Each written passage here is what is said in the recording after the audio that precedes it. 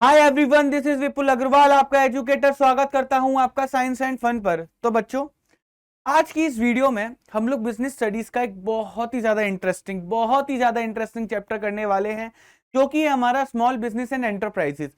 इस चैप्टर के अंदर आप कुछ नए टर्म्स के बारे में सीखोगे, जिन टर्म्स के लिए ना अक्सर आपके अंदर एक क्यूरियोसिटी रहती थी, ठीक है, एक एंथुसियाज्म रहता था कि अरे एंटरप्रेन्योर कौन होता है। एंटरप्रेन्योर तो बिजनेस ही करता है, फिर उसको हम लोग डायरेक्ट बिजनेसमैन क्यों नहीं बोल देते, हम उसको एंटरप्रेन्योर ही क्यों बोलते हैं, एंटरप्रेन्योरशिप क्या होती है, हम तो उसको बिजनेस भी बोल सकते हैं ना, एंटरप्राइज क्या है, ये सारी चीजें। इस सारी चीजों का जवाब आपको इस वन शॉट के अंदर मिलने वाला है। साथ के साथ स्टार्टअप स्टार्टअप को यार बिजनेस ही क्यों नहीं बोल देते, स्टार्टअप क्यों बोलते हैं, क्या डिफरेंस होता है एक नॉर्मल बिजनेस के अंदर और एक स्टार्टअप के अंदर, ये भी चीज आप सीखोगे। और गवर्नमेंट, इंडियन गवर्नमेंट या फिर आज के टाइम का जो हम लोग ट्रेंड देख रहे हैं, उसके अंदर स्टार्टअप इतना इंपॉर्टेंट क्यों है कि लोगों का ड्रीम है वो स्टार्टअप करना, वो एंटरप्रेन्योरशिप करना लोगों का ड्रीम है, और वो क्यों है।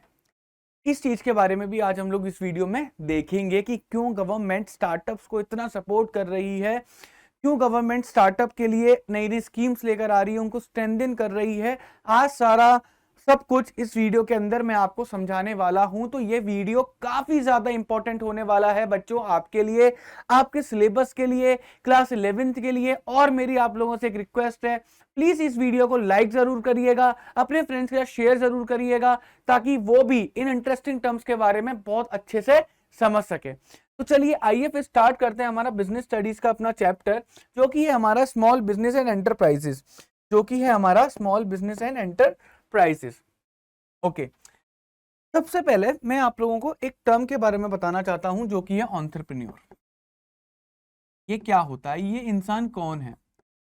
पहली बात एक चीज बता दूं, it is a person, it is a original person, ठीक है। इसे मैं बोल सकता हूँ नेचुरल पर्सन, अगर मैं सही टर्म यूज करूँ तो नेचुरल पर्सन। हम लोगों की तरह ह्यूमन बीइंग है, लड़का भी हो सकता है, लड़की भी हो सकती है, मेल भी हो सकता है, फीमेल भी हो सकता है, कोई इसके अंदर वो नहीं है। लेकिन इसको एंटरप्रेन्योर बोला क्यों जाता है? देखो मेरी बात समझो, ये भी बिजनेस करता है, एक नॉर्मल बिजनेसमैन को भी हम देखते हैं, वो भी बिजनेस करता है। लेकिन दोनों के बीच में डिफरेंस क्या है, क्या डिफरेंस का पॉइंट है?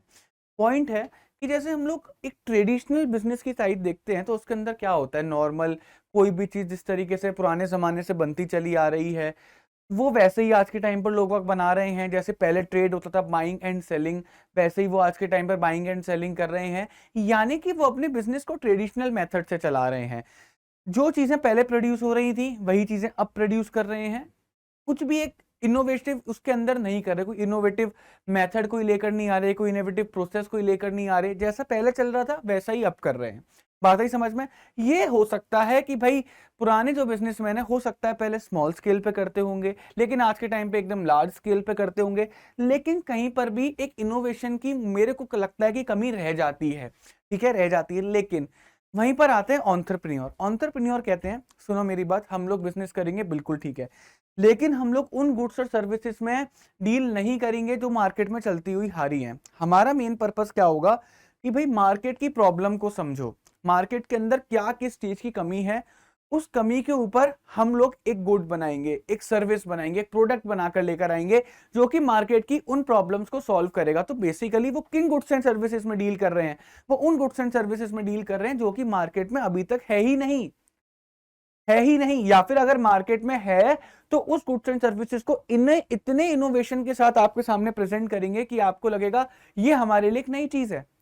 कुछ एग्जाम्पल इस चीज का देना चाहता हूं। फॉर एग्जाम्पल अगर हम लोग ओला की बात करें, जब ओला इंडिया के अंदर आया था तो किसी ने ये चीज सोचा था, देखो ट्रेडिशनल मेथड क्या था कि टैक्सी का बिजनेस करने वाले बहुत से बिजनेसमैन थे जो पर्टिकुलर पुराने तरीके से भाई बिजनेस करते थे कि मुझे कहीं को कल जाना है तो आज मैं टैक्सी बुक करूंगा, या फिर अगर मेरे को अर्जेंट जाना पड़ा तो मुझे उसका बड़ा क्या बोलते हैं, बहुत ज्यादा उसका मनाना पड़ेगा, भाई भेज दे अर्जेंट है। तो ये सब ट्रेडिशनल मेथड होता था। ओला आया, ओला ने सारा सीन चेंज कर दिया। ओला बोलता है सुनो, हम आपको टैक्सी देंगे, आपके घर पे गेट पे देंगे, जब आप चाहोगे तब देंगे, एक ऐप के यूज के थ्रू देंगे। इनोवेशन देख रहे हो? उसने वही टैक्सी बिजनेस को कितने इनोवेटिव मेथड में लाके प्रेजेंट कर दिया, क्योंकि मार्केट के अंदर ये चीज की कमी थी कि लोगों को जब टैक्सी चाहिए होती थी, लोगों को टैक्सी नहीं मिलती थी। रेट काफी ज्यादा फ्लक्चुएट करते थे कि भैया लोग फायदा उठाकर ज्यादा पैसे चार्ज करते थे। साथ ही साथ कुछ माल प्रैक्टिसेस भी होती थी कि ड्राइवर लोग जो थे अपने कस्टमर के साथ उन्हें बीच में छोड़ के चले जाते थे। यही हुआ था हमारे ओला के सीईओ भवेश अग्रवाल के साथ। जब उन्हें ओला का आइडिया आया था कि नहीं यार ये चीज तो गलत है, ड्राइवर को बीच में नहीं छोड़ना चाहिए था। पहली तो गलती हुई कि ड्राइवर मेरे को बीच में छोड़कर चला गया, अब इसके अगेंस्ट मैं एक्शन कहां जाकर लूं, बात आई समझ में। दूसरी चीज, अब यार मैं यहां पर खड़ा हूं तो मैं टैक्सी कहां से बुलाऊं। तो इन्हीं सारी ये प्रॉब्लम थी सोसाइटी के अंदर, इनको जिन्होंने सॉल्व करा ओला ने। क्या ऐसा कोई काम पहले से कोई कर रहा था? नहीं कर रहा था। तो ओला ने एक ऐसा इनोवेटिव आइडिया लेकर आया जिसने पूरी सोसाइटी का पर्सपेक्टिव ही चेंज कर दिया टैक्सीज को लेके। सेकंड एग्जांपल मैं लेना चाहूंगा आपका स्विगी का। स्विगी की हम लोग बात करें, ट्रेडिशनली क्या होता था कि रेस्टोरेंट्स ने होम डिलीवरी सिस्टम तो स्टार्ट कर रखा था, कुछ रेस्टोरेंट्स ने कर रखा था, उसमें से बड़े कुछ, मगर मैं नाम लूं तो डोमिनोज का नाम लेता हूं, पिज्जा हट का नाम लेता हूं। इन लोगों ने क्या कर रखा था कि भैया अपने खुद के बंदे लगा रखे थे डिलीवरी सिस्टम के लिए। स्विगी मार्केट में आया एक नए आइडिया के साथ जिसके बारे में कोई सोच ही नहीं रहा था। उसने कहा लोग यार घर पे बैठे रहते हैं, उन्हें किसी पर्टिकुलर दुकान का कुछ सामान खाने का मन है, यार उन्हें घर से निकलकर जाना पड़ेगा, उस सामान को दुकान से लाना पड़ेगा। कोई इंसान ही नहीं है कि उनको उस दुकान से सामान लाकर उस पर्टिकुलर कस्टमर तक पहुंचाए। कोई कर रहा होगा तो कोई दुकान वाला कर रहा होगा, बट फिर भी उसके बाद 2 4 5 बंदे होंगे। अगर डिमांड कभी ज्यादा आ गई तो दुकान वाला भी वो सर्विसेज ठीक से प्रोवाइड नहीं करवा पाता। क्या करें? स्विगी ने कहा डोंट वरी अबाउट इट, हम अपनी साइड से डिलीवरी सिस्टम स्टार्ट करेंगे। हम कोई खाना नहीं बनाएंगे, बात आई समझ में, हम कोई खाना नहीं बनाएंगे, हम बस एक चेन क्रिएट करेंगे कस्टमर के बीच में और शॉपकीपर के बीच में। एक डिलीवरी सिस्टम क्रिएट करेंगे कि हमारे स्विगी के बंदे जाएंगे, जाकर वहां से सामान उठाएंगे और कस्टमर तक पहुंचा देंगे। इसके लिए स्विगी उनसे थोड़ा सा एक्स्ट्रा नॉमिनल चार्जेस करेगा, जो कि स्विगी का खुद का अपना रेवेन्यू होगा। कितना इनोवेटिव आइडिया है। अब इससे क्या हुआ कि लोगों का कुछ भी पर्टिकुलर दुकान से, मतलब उनका ये नहीं है कि वो डिलीवरी दे रहा होगा या फिर नहीं दे रहा होगा। अगर वो शॉप स्विगी की लिस्टेड है, जो कि ऑलमोस्ट 95% शॉप्स आज की डेट में हैं एक अच्छी मेट्रो सिटीज के अंदर, अगर वो दुकान लिस्ट है, आप सीधा स्विगी पे ऐप पर जाओ, ऑर्डर करो, स्विगी का बंदा वहां पहुंचेगा, उस ऑर्डर को उठाएगा और आपके घर पर आपको दे जाएगा। और रेट्स में भी इतना ज्यादा डिफरेंस नहीं है, क्वालिटी में भी डिफरेंस नहीं है। तो इस वजह से ये आइडिया इतना ज्यादा पॉपुलर हुआ, लोगों की प्रॉब्लम इतनी तगड़ी तरीके से सॉल्व होगी, इसका कोई हिसाब नहीं है। बात है समझ में। अब अब देख रहे हो ट्रेडिशनल वे में क्या होता था और न्यू इनोवेटिव आइडियाज आए, उसके अंदर क्या हुआ। आज के टाइम पर आप देख रहे हो ये चीज इतनी ज्यादा एक्सपेंड करी कि स्विगी, इंस्टामार्ट, ब्लिंकिट या फिर जेप्टो की हम लोग बात करें तो उसके अंदर क्या होता है, विद इन 10 to 15 मिनट्स आपके घर पे ग्रोसरीज पहुंच जाती है यार। यहाँ से आप ऑर्डर करोगे बैठे बैठे, यार मैगी खाने का मन है, रात के बज रहे 11, आपको पता है शॉप बंद हो गई होगी, मैगी यार कहीं मिलेगी नहीं, मुझे मैगी खाने का मन है, क्या करूं क्या ना करूं। अब नहीं सोचना पड़ता, अब आप जाओ ऐप खोलो, मैगी ऑर्डर करो, कोल्ड ड्रिंक ऑर्डर करो, प्लेस ऑर्डर करो, जब तक बेटा आप पानी उबालोगे उसके 2 4 5 मिनट बाद वो बंदा आपकी मैगी आपकी कोल्ड ड्रिंक आपके घर पर लेकर आ जाएगा। कितना ज्यादा इन लोगों ने हमारी प्रॉब्लम को समझा। एक इतना इनोवेटिव आइडिया लगा जिसके बारे में कोई सोच ही नहीं रहा था कि 10 मिनट में भी ग्रोसरी डिलीवर हो सकती है, कि इस तरीके से भी कोई डिलीवरी सिस्टम चेन बन सकता है। और उसके ऊपर उन्होंने अटैक करा, आइडिया आया, आइडिया को इम्प्लीमेंट करा, प्लान करा, और आज देख लो कि वो कितने बड़े बिजनेस बन गए हैं। बेसिकली एक ट्रेडिशनल बिजनेसमैन और एंटरप्रेन्योर दोनों कर ही बिजनेस रहे हैं, लेकिन दोनों का बिजनेस करने का तरीका अलग है। वो खाली बाइंग एंड सेलिंग की तरफ ज्यादा सोचता है, अच्छा ये चीज बन रही है तो मैं भी ये चीज स्टार्ट कर देता हूँ। हो सकता है वो छोटे स्केल पे करे या बड़े स्केल पे करे, लेकिन उसके मेथड सेम है, उसने कुछ इनोवेटिव नहीं करा। लेकिन वहीं पर एंटरप्रेन्योर, अच्छा ये चीज मार्केट में चल रही है, ऐसे चल रही है, ठीक है, चलो लेट्स फाइंड आउट अ वे किस तरीके से इसकी कॉस्ट को मिनिमाइज करा जाए। लेट्स फाइंड आउट अ वे किसको अलग तरीके से करा जाए कि लोगों के ही प्रॉब्लम को ज्यादा ये सॉल्व करेगा। बात है समझ में। वो मेजरली क्या देखते हैं आज के टाइम पर, क्या है कि हर चीज ना कंज्यूमर के पास पहुंच जाए, कंज्यूमर को अपने घर से निकलना ना पड़े, उसको प्रॉब्लम ना हो। अब बड़े बड़े बिजनेसमैन क्या देखते हैं यार, उन्होंने प्रोडक्ट बना दिया, उन्होंने सप्लाई चेन बना दी, लेकिन उनकी सप्लाई चेन लिमिटेड होती है ना, वो सप्लाई चेन उनकी रिटेलर्स तक लिमिटेड होती है, और रिटेलर की दुकान पे आपको जाकर सामान लेकर आना पड़ेगा। लेकिन एंटरप्रेन्योर क्या कहते हैं, नहीं हम तो एक स्टेप आगे की सोचेंगे, हम रिटेलर की बात ही नहीं करते, हम रिटेलर की बात ही नहीं करेंगे, हमारी सप्लाई चेन में जो एंड वो होगा वो कंज्यूमर होगा, हमारा प्रोडक्ट कंज्यूमर तक ही जाएगा। तो ये एंटरप्रेन्योर ने काफी ज्यादा टेक्नोलॉजी का यूज करके एक इनोवेटिव मेथड लेकर आकर हमारी लाइफ को चेंज करा है। हाँ बिल्कुल चेंज करा है, ठीक है। हम चाहे मोबाइल पर जितने भी ऐप चलाते हो, उन्होंने उन चीजों ने हमारी लाइफ को चेंज करा है। ठीक है। तो बेसिकली इतना सा ही डिफरेंस आता है कि जो बिजनेसमैन होता है वो थोड़ा ट्रेडिशनल अप्रोच के साथ सोचता है, चीज़ें जैसी चल रही हैं वो वैसे ही करेगा। लेकिन एक एंटरप्रेन्योर इनोवेटिव आइडियाज, नए आइडियाज लेकर आता है। पुराने बिजनेस को भी अगर उसको दे दो तो वो उसको भी नए आइडियाज के साथ चलाएगा, इनोवेटिव मेथड्स के साथ चलाएगा, पूरे अपने रिसोर्सेज को यूटिलाइज करेगा, कॉस्ट को मिनिमाइज करेगा, रेवेन्यू को ज़्यादा से ज़्यादा लेकर जाएगा ताकि उसका प्रॉफिट भी बढ़ सके। तो एंटरप्रेन्योर एक बहुत ही ज़्यादा एक इनोवेटिव पर्सन होता है, ठीक है। इसी वजह से उसको एंटरप्रेन्योर बोला जाता है, क्योंकि वो अलग तरीके से बिजनेस करता है, इनोवेटिव मेथड से बिजनेस करता है। अगर हम लोग यहाँ पर देखें ना, यहाँ पर देखें अगर इस पिक्चर में देखें तो बिजनेसमैन क्या करेगा, एक एग्जिस्टिंग आइडिया के ऊपर ही अपना बिजनेस रन करेगा, ट्रेडिशनल मेथड का यूज करेगा। उसके दिमाग में एक ही चीज चल रही होती है, भैया प्रॉफिट प्रॉफिट प्रॉफिट। वो रिस्क कम लेता है। देखो, अब एंटरप्रेन्योर का क्या चीज है कि वो जब भी बिजनेस स्टार्ट करने जा रहा है, वो एक नया बिजनेस स्टार्ट करने जा रहा है जो आज तक दुनिया के अंदर कोई नहीं कर रहा, ठीक है। अब उसको नहीं पता कि मार्केट उसके प्रोडक्ट को एक्सेप्ट करेगी या फिर नहीं करेगी, तो वो रिस्क ज्यादा ले रहा है। लेकिन वहीं पर ट्रेडिशनल बिजनेसमैन, उसे पता है यार, जैसे फॉर एग्जांपल हम लोग ले लें कि मार्केट के अंदर फॉर्च्यून, जैसे मार्केट के अंदर अगर अडानी जी ने सोचा होगा कि भैया रिफाइंड ऑयल तो बिक रहा है, क्यों ना मैं भी रिफाइंड ऑयल बनाना स्टार्ट कर दूं। रिस्क कम है ना, पता है मार्केट के अंदर डिमांड है रिफाइंड ऑयल की, अगर वो भी रिफाइंड ऑयल बनाएंगे तो बस उन्हें किस चीज पे ध्यान देना है, अपने प्रोडक्ट की मार्केटिंग पे ध्यान देना है। बात ही समझ में या फिर नहीं आई? उनको मार्केट के अंदर स्पेस बनाना ही नहीं है, उनको पब्लिक को ये बताना ही नहीं है कि आपको रिफाइंड ऑयल की जरूरत है, ठीक है। लेकिन एंटरप्रेन्योर क्या कहते हैं, बहुत बड़ा चैलेंज है यार, वो एक ऐसा नया प्रोडक्ट है पब्लिक को पता ही नहीं है कि उसे उस प्रोडक्ट की जरूरत भी है या नहीं है।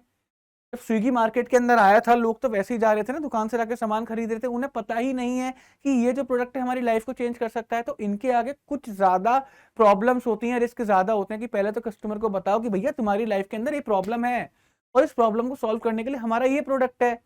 लेकिन ट्रेडिशनल बिजनेसमैन को करने की जरूरत ही नहीं है, ठीक है, क्योंकि इस केस में कस्टमर को पता है कि उसकी क्या प्रॉब्लम है, कौन सा प्रोडक्ट उसकी प्रॉब्लम को सॉल्व करेगा। तो बस प्रोडक्ट की कैटेगरी सामने रख देते हैं कि हमारा वाला खरीदो, ये अच्छे से सॉल्व करेगा, ठीक है। बात आई समझ में? ये कौन होते हैं? ये मार्केट प्लेयर होते हैं, ये मार्केट प्लेयर होते हैं। तो बेसिकली मार्केट में ऑलरेडी कुछ लोग जो है रिफाइंड ऑयल बेच रहे होंगे, अडानी जी आए, उन्होंने भी बेचना स्टार्ट कर दिया, तो मार्केट के साथ खिलवाड़ करेंगे। अब गेम चल रहा है, सारे प्लेयर्स के साथ गेम चल रहा है, तो मार्केट प्लेयर माना जाता है। On the other side entrepreneur बिल्कुल ही अलग होता है। एंटरप्रेन्योर ये एग्जिस्टिंग आइडिया पे काम करेगा, ये एग्जिस्टिंग आइडिया पे काम नहीं करता, ये एक यूनिक, एक नए आइडिया पे, एक इनोवेटिव आइडिया पे काम करता है। क्लियर है? इसका मेथड ट्रेडिशनल है, इसका मेथड रिवॉल्यूशनरी है। ये चाहता है कि मेरा जो बिजनेस करने का तरीका है, मेरा जो बिजनेस का प्रोडक्ट है, कोई सर्विसेज है, वो दुनिया बदल देगा, मैं एक रिवॉल्यूशन की तरफ जा रहा हूँ, ठीक है। ये रिस्क ज्यादा लेते हैं, ठीक है।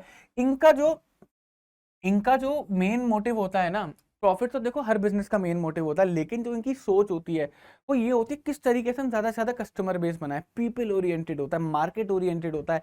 प्रॉफिट के बारे में हो सकता है बाद में सोचे, इनोवेशन के बारे में पहले सोचते हैं। ये सोचते हैं कि हमारा प्रोडक्ट किस तरह से पब्लिक की प्रॉब्लम को सॉल्व करा। अगर हमारा एक प्रोडक्ट जो है प्रॉब्लम सॉल्विंग प्रोडक्ट है, तो वो अपने आप मार्केट के अंदर बिकेगा, अपने आप प्रॉफिट बनेगा। तो इनका जो मोटिव होता है वो पीपल ओरिएंटेड होता है। ये बच्चों मार्केट लीडर होते हैं, क्योंकि ये जो भी कर रहे हैं ना, वो पहली बार कर रहे हैं, ठीक है। इनसे पहले ये काम कोई नहीं कर रहा होगा। तो डेट्स अगर इनका बिजनेस अगर सक्सेसफुल हो गया तो मार्केट लीडर बन जाते हैं। दूसरे वाले कॉम्पिटिटर को इनका प्रोडक्ट कॉपी करने में थोड़ा टाइम लगता है, तो जब तक वो कॉपी कर पाएगा तब तक ये मार्केट लीडर बन के आगे निकल जाते हैं। बात आ गई समझ में? तो डिफरेंस आप देख रहे हो ना, ये इनोवेशन की तरफ ज्यादा झुका हुआ है, ये ट्रेडिशनल मेथड की तरफ ज्यादा झुका हुआ है। कर दोनों बिजनेस ही रहे हैं। अब जैसे अब यहाँ पर भी देख रहे होंगे, खाली पैसा खींचने में लगा हुआ है, इसका दिमाग ही है प्रॉफिट प्रॉफिट प्रॉफिट प्रॉफिट। लेकिन ये क्या इनोवेशन, कि भैया कुछ ऐसा करो, कुछ ऐसा करो, दिमाग इतना लगाओ, कुछ ऐसा करो कि हम लोग कस्टमर की लाइफ को चेंज कर सके, उनकी प्रॉब्लम्स को सॉल्व कर सके, उनकी लाइफ को आसान कर सके। तो इनोवेशन की तरफ ज्यादा जाते हैं, न्यू टेक्नोलॉजीज की तरफ ज्यादा जाते हैं।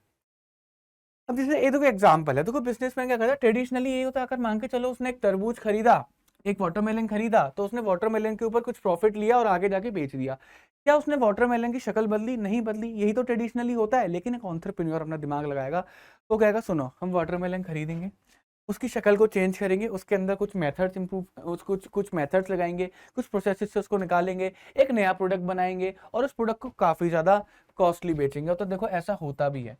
अब यहाँ पर देख रहे होंगे तो उसने कमाया मात्र 50% प्रॉफिट, और यहाँ पर देख रहे होंगे तो उसने कमाया बच्चों 500% प्रॉफिट।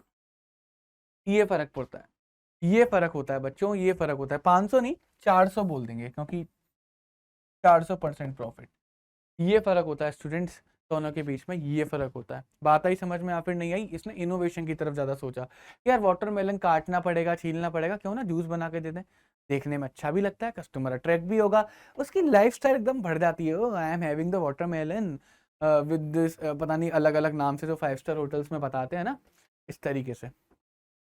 आगे देखते हैं। तो यही डिफरेंस है, इनोवेशन नए आइडियाज की तरफ ज्यादा जाएगा, ये पुराने आइडियाज को ही ग्रो करने की सोचता है। ठीक है, ओके। सो ये 3 टर्म आपके लिए निकल कर आते हैं। 3 टर्म का मतलब जानना आपके लिए बहुत जरूरी है, बहुत ज्यादा जरूरी है, तो आपको एकदम से क्रिस्टल क्लियर हो जाएगा। एंटरप्रेन्योर क्या होता है? पर्सन होता है। क्या होता है? पर्सन होता है जिसके पास एक क्या होता है? यूनिक आइडिया होता है। क्या होता है? एक यूनिक आइडिया होता है, न्यू मेथड्स होते हैं, इनोवेटिव मेथड्स होते हैं, इनोवेटिव मेथड्स होते हैं, है ना, बिजनेस करने के। क्लियर है?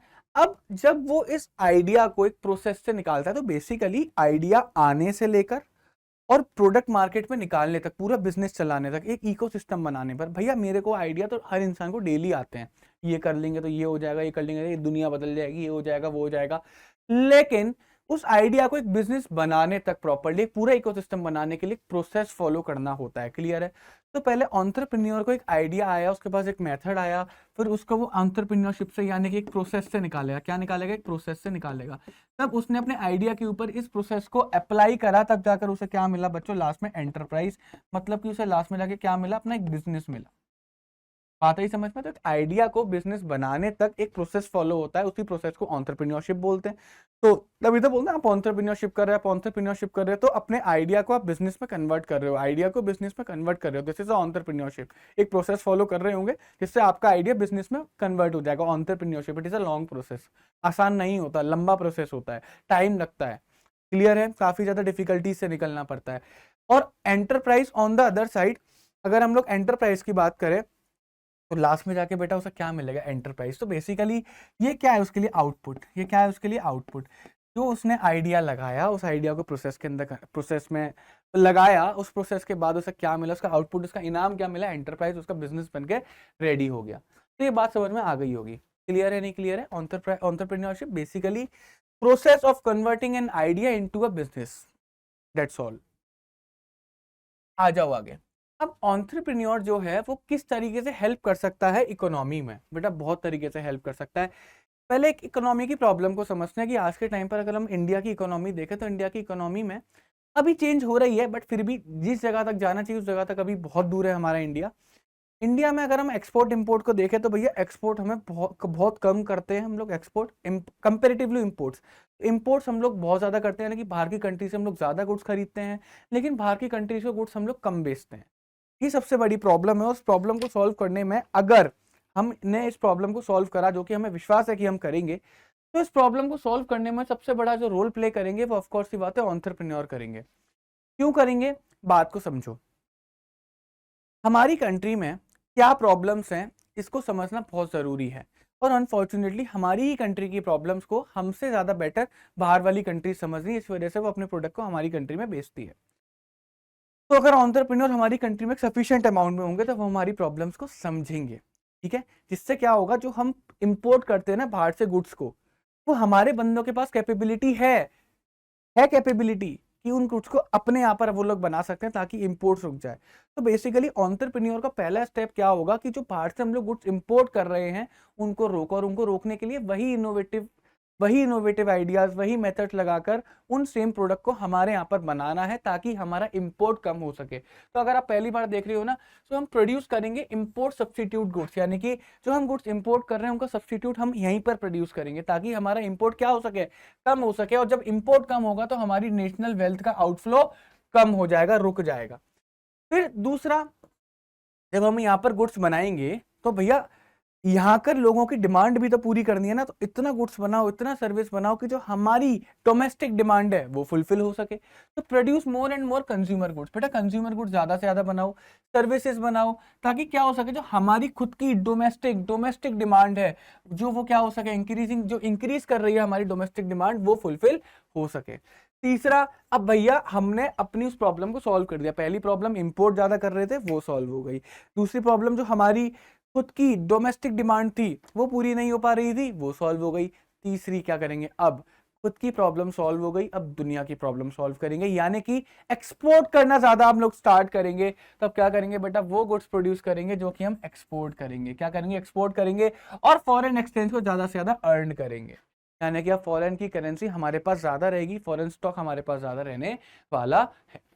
बात आगे समझ में या फिर नहीं आएगी? तो सबसे पहले टारगेट कहाँ पे करना है, इंपोर्ट सब्स्टिट्यूट गुड्स पे, उसके बाद लोकल डिमांड को फुलफिल करना है, देन उसके बाद एक्सपोर्ट करना है। ये पूरा इंपॉर्टेंट कह सकते ना कि ये एक एंटरप्रेन्योर का रोल होने वाला है इंडियन इकोनॉमी के अंदर। बात आई समझ में? नेक्स्ट हम लोग देखते हैं कि एंटरप्रेन्योरशिप की जरूरत क्या है, इस प्रोसेस की जरूरत क्या है। इधर देखना, पहला lifeline of a nation, वो नेशन की लाइफ लाइन है। जैसे entrepreneurship is a yardstick, एक क्या यार्ड स्टिक है to measure the development of any country, as country can prosper and grow without development of the entrepreneurship. अब यहाँ पर आप देख पा रहे हो कि इन्होंने बहुत बड़ा स्टेटमेंट बोला कि अगर एक कंट्री का हम लोग डेवलपमेंट एक यार्ड स्टिक की तरह काम करता है, एक मेजरिंग टूल की तरह काम करता है कि एक कंट्री कितना ज्यादा डेवलपमेंट की तरफ जा रही है, और उसके लिए जो यार्ड स्टिक होती है ना, वो क्या होती है, एंटरप्रेन्योरशिप।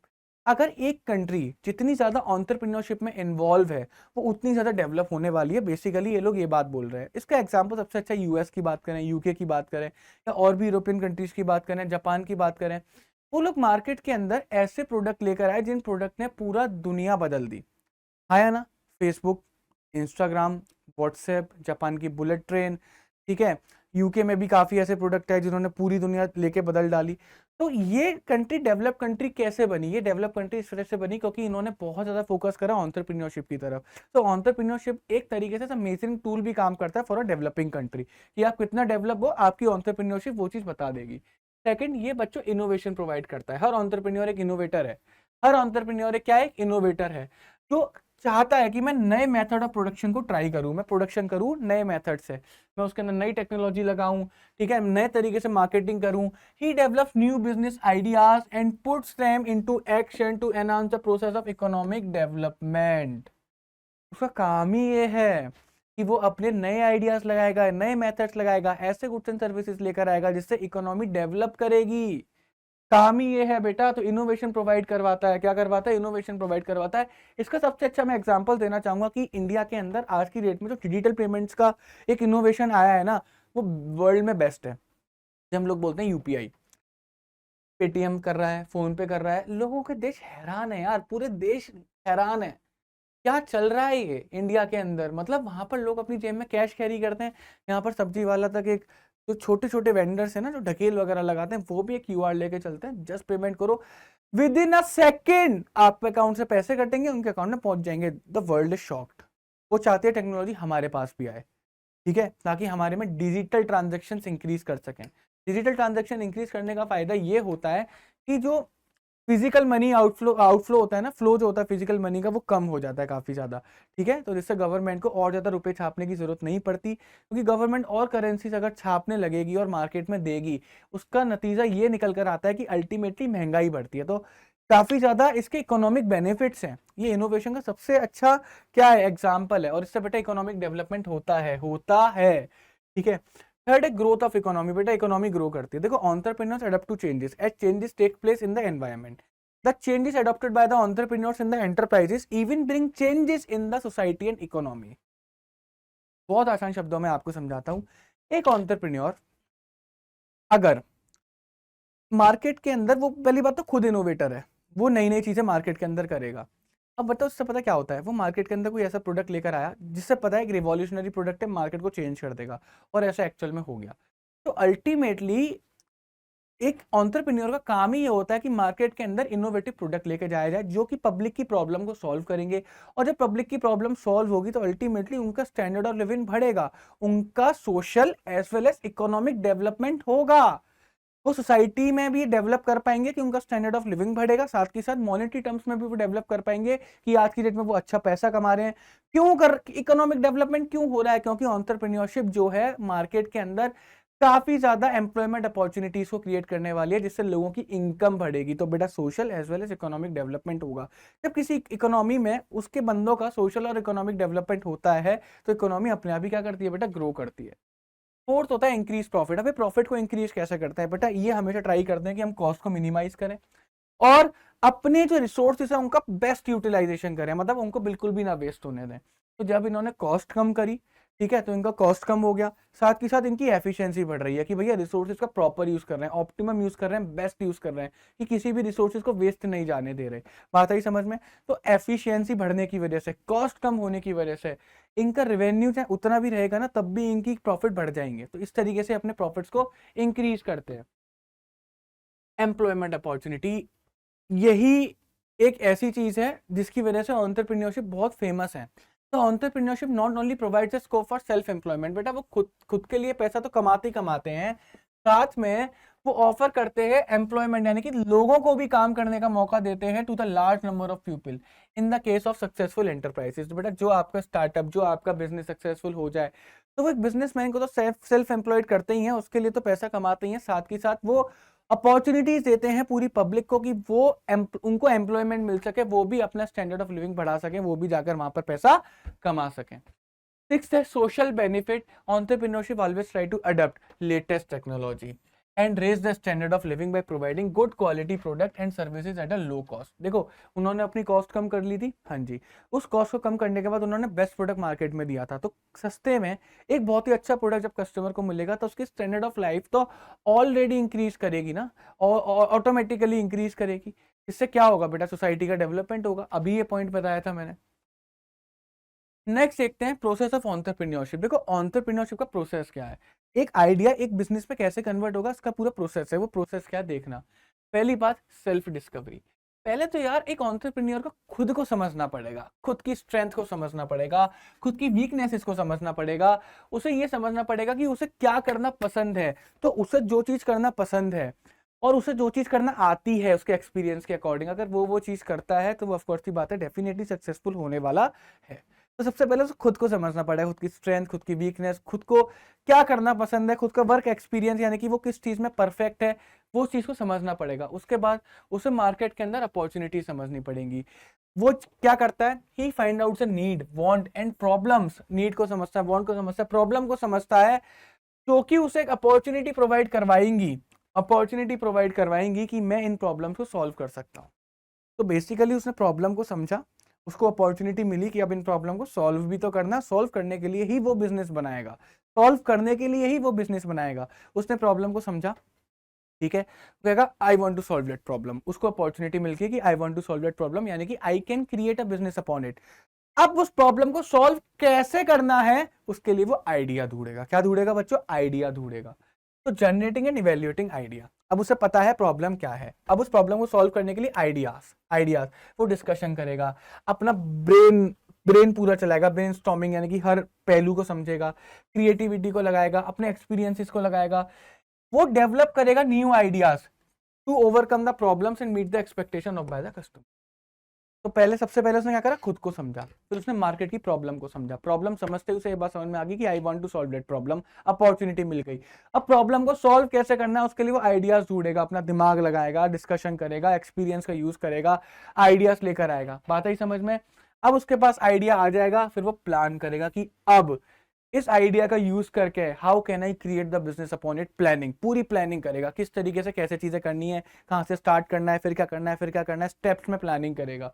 और उसके बाद बेटा एंटरप्रेन्योर कंडक्ट रिसर्च, वो रिसर्च करेगा, ऑटो में ऑटोमेक्स बिजनेस प्लान, वो बिजनेस प्लान्स को बनाएगा, स्ट्रेटेजीज को बनाएगा। बात ही समझ में? फिर उसके बाद अब पूरा देखो इस स्टेप तक उसके पास क्या है, एक पूरा ब्लूप्रिंट है। उसको पता है मैं किस चीज में करने में अच्छा हूं, उसे पता है मार्केट के अंदर प्रॉब्लम क्या है, तो मैं जिस चीज में अच्छा हूं और मैं क्योंकि अच्छा हूं तो मैं इस मार्केट की प्रॉब्लम को सॉल्व कर सकता हूं। अब मार्केट की प्रॉब्लम सॉल्व करने के लिए वो आइडिया लेकर आया और उस आइडिया के बेसिस पर उसने पूरी प्लानिंग करी।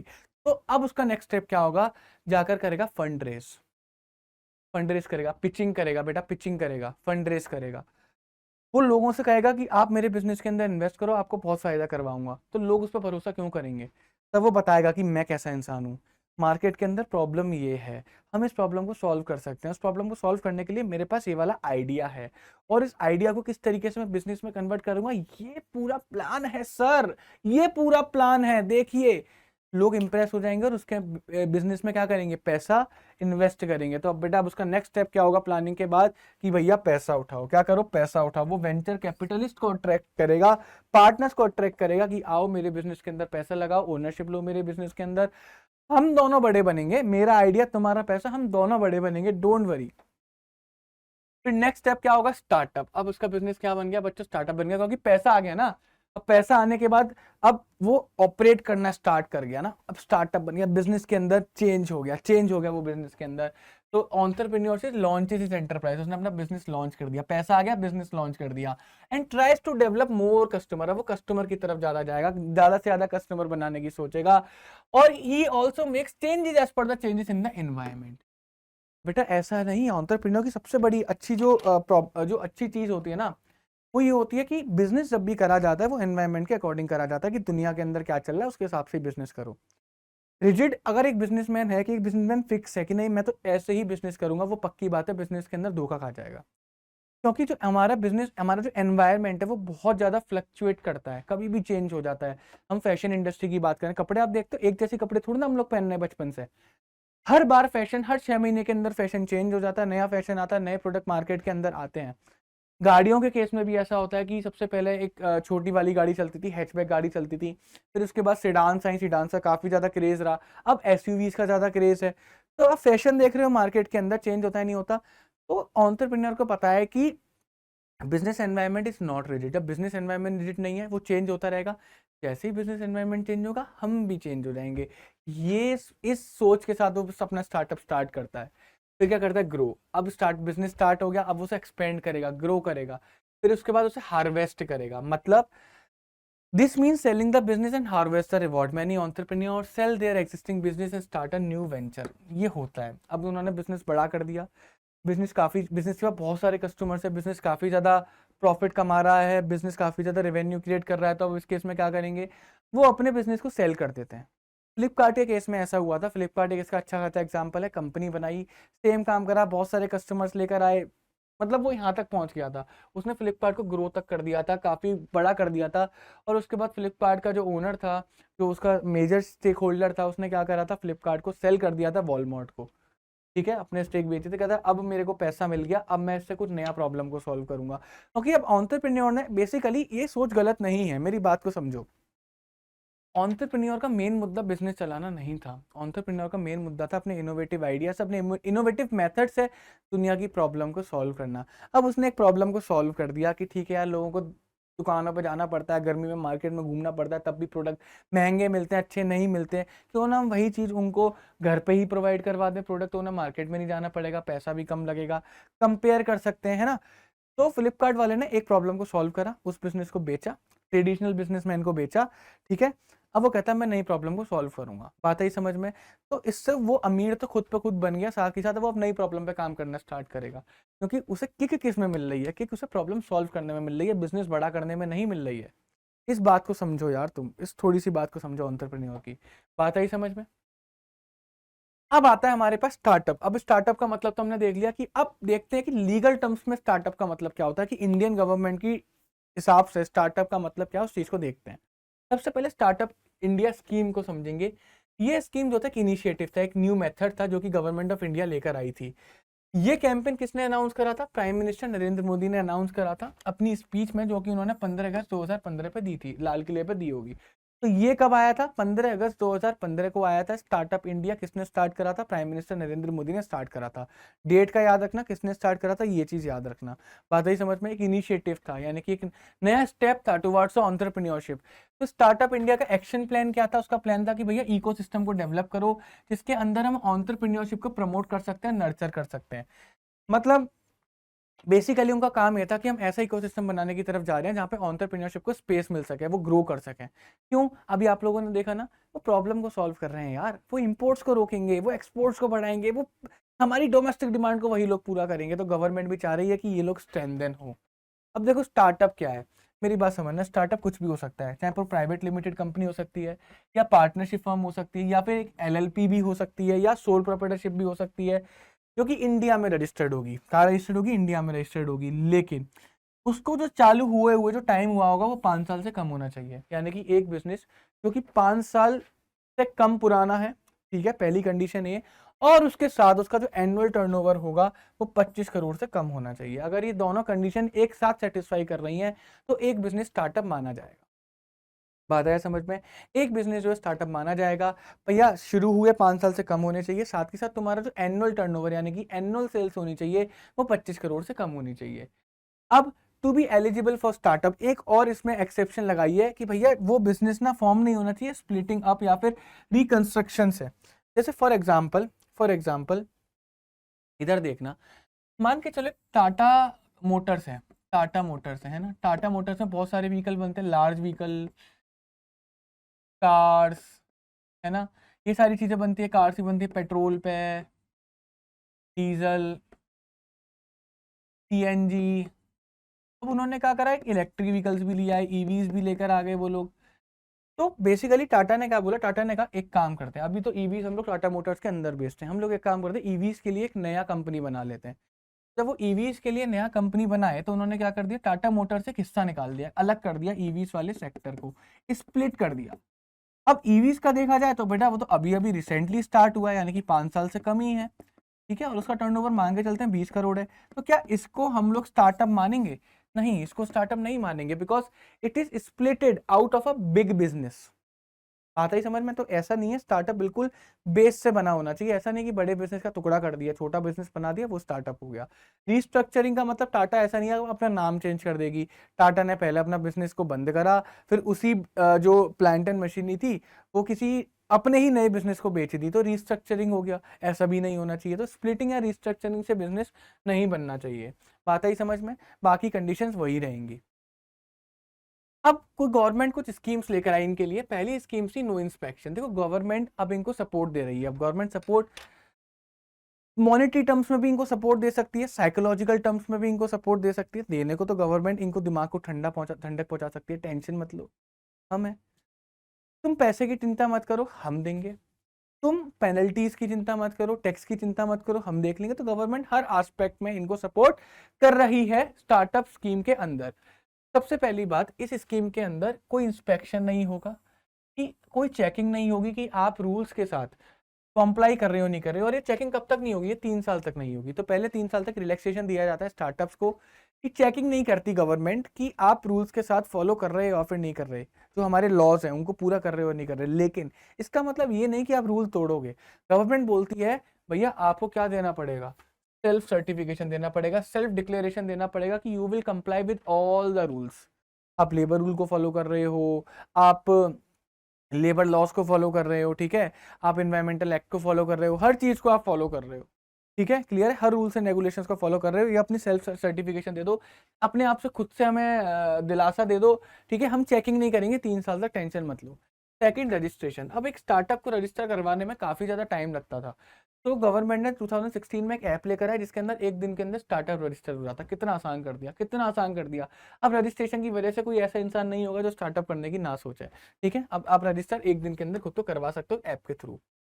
इनकम टैक्स एक्सेम्पशन, भैया इनकम टैक्स पे भी पहले 3 साल के लिए फायदे दिए गवर्नमेंट ने कि आप टेंशन मत लो, आप स्टार्टअप करो, ठीक है, हम आपको इनकम टैक्स मत देना, कोई दिक्कत नहीं, हम आपको फ्री करते हैं, एग्जेम्प्ट करते हैं 3 साल तक बस, क्लियर है। लेकिन इसके लिए भी एक कंडीशन है, आपको इनकम टैक्स से एग्जेम्पशन चाहिए तो आपको एक सर्टिफिकेट लेना पड़ेगा स्टार्टअप का। कहाँ से? इंटर मिनिस्टेरियल बोर्ड से। तो बेसिकली एक मिनिस्ट्री है जो कि फॉर्म करी गई है स्पेशली फॉर द स्टार्टअप। आपको वहां जाना पड़ेगा, अपने बिजनेस को बताना पड़ेगा, उन लोगों से सर्टिफिकेट लेना पड़ेगा, उस सर्टिफिकेट के थ्रू ही आप इनकम टैक्स से बच सकते हो।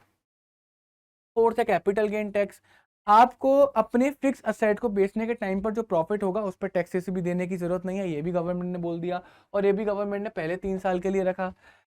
आप पेटेंट और इंटेलेक्चुअल प्रॉपर्टी, तो बेसिकली आप पेटेंट का मतलब जानते हो ना, पेटेंट, कॉपीराइट, ट्रेडमार्क। जब भी आप अपनी इंटेलेक्चुअल प्रॉपर्टी को रजिस्टर करवाने जाते हो, उसको उसके राइट लेने जाते हो, मतलब आपने कोई नया डिजाइन निकाला, ठीक है, आपने कोई नया लोगो निकाला, कोई आपने नया मेथड निकाला, ठीक है, उसको आप रजिस्टर करवाने चाहते हो क्योंकि वो आप तक ही सीमित होगा, आपने उसके ऊपर मेहनत करी है, वो आपका ही प्रोडक्ट है, कोई और उसे कॉपी नहीं कर सकता। तो जब वो आप राइट लेने चाहते हो कि दूसरा कॉपी ना करे, वो राइट लेने जब गवर्नमेंट से जाते हो, तो गवर्नमेंट उसी को पेटेंट वगैरह बोलते हैं, तो गवर्नमेंट उस पेटेंट को रजिस्टर करवाने के लिए आपसे कुछ फीस लेती है।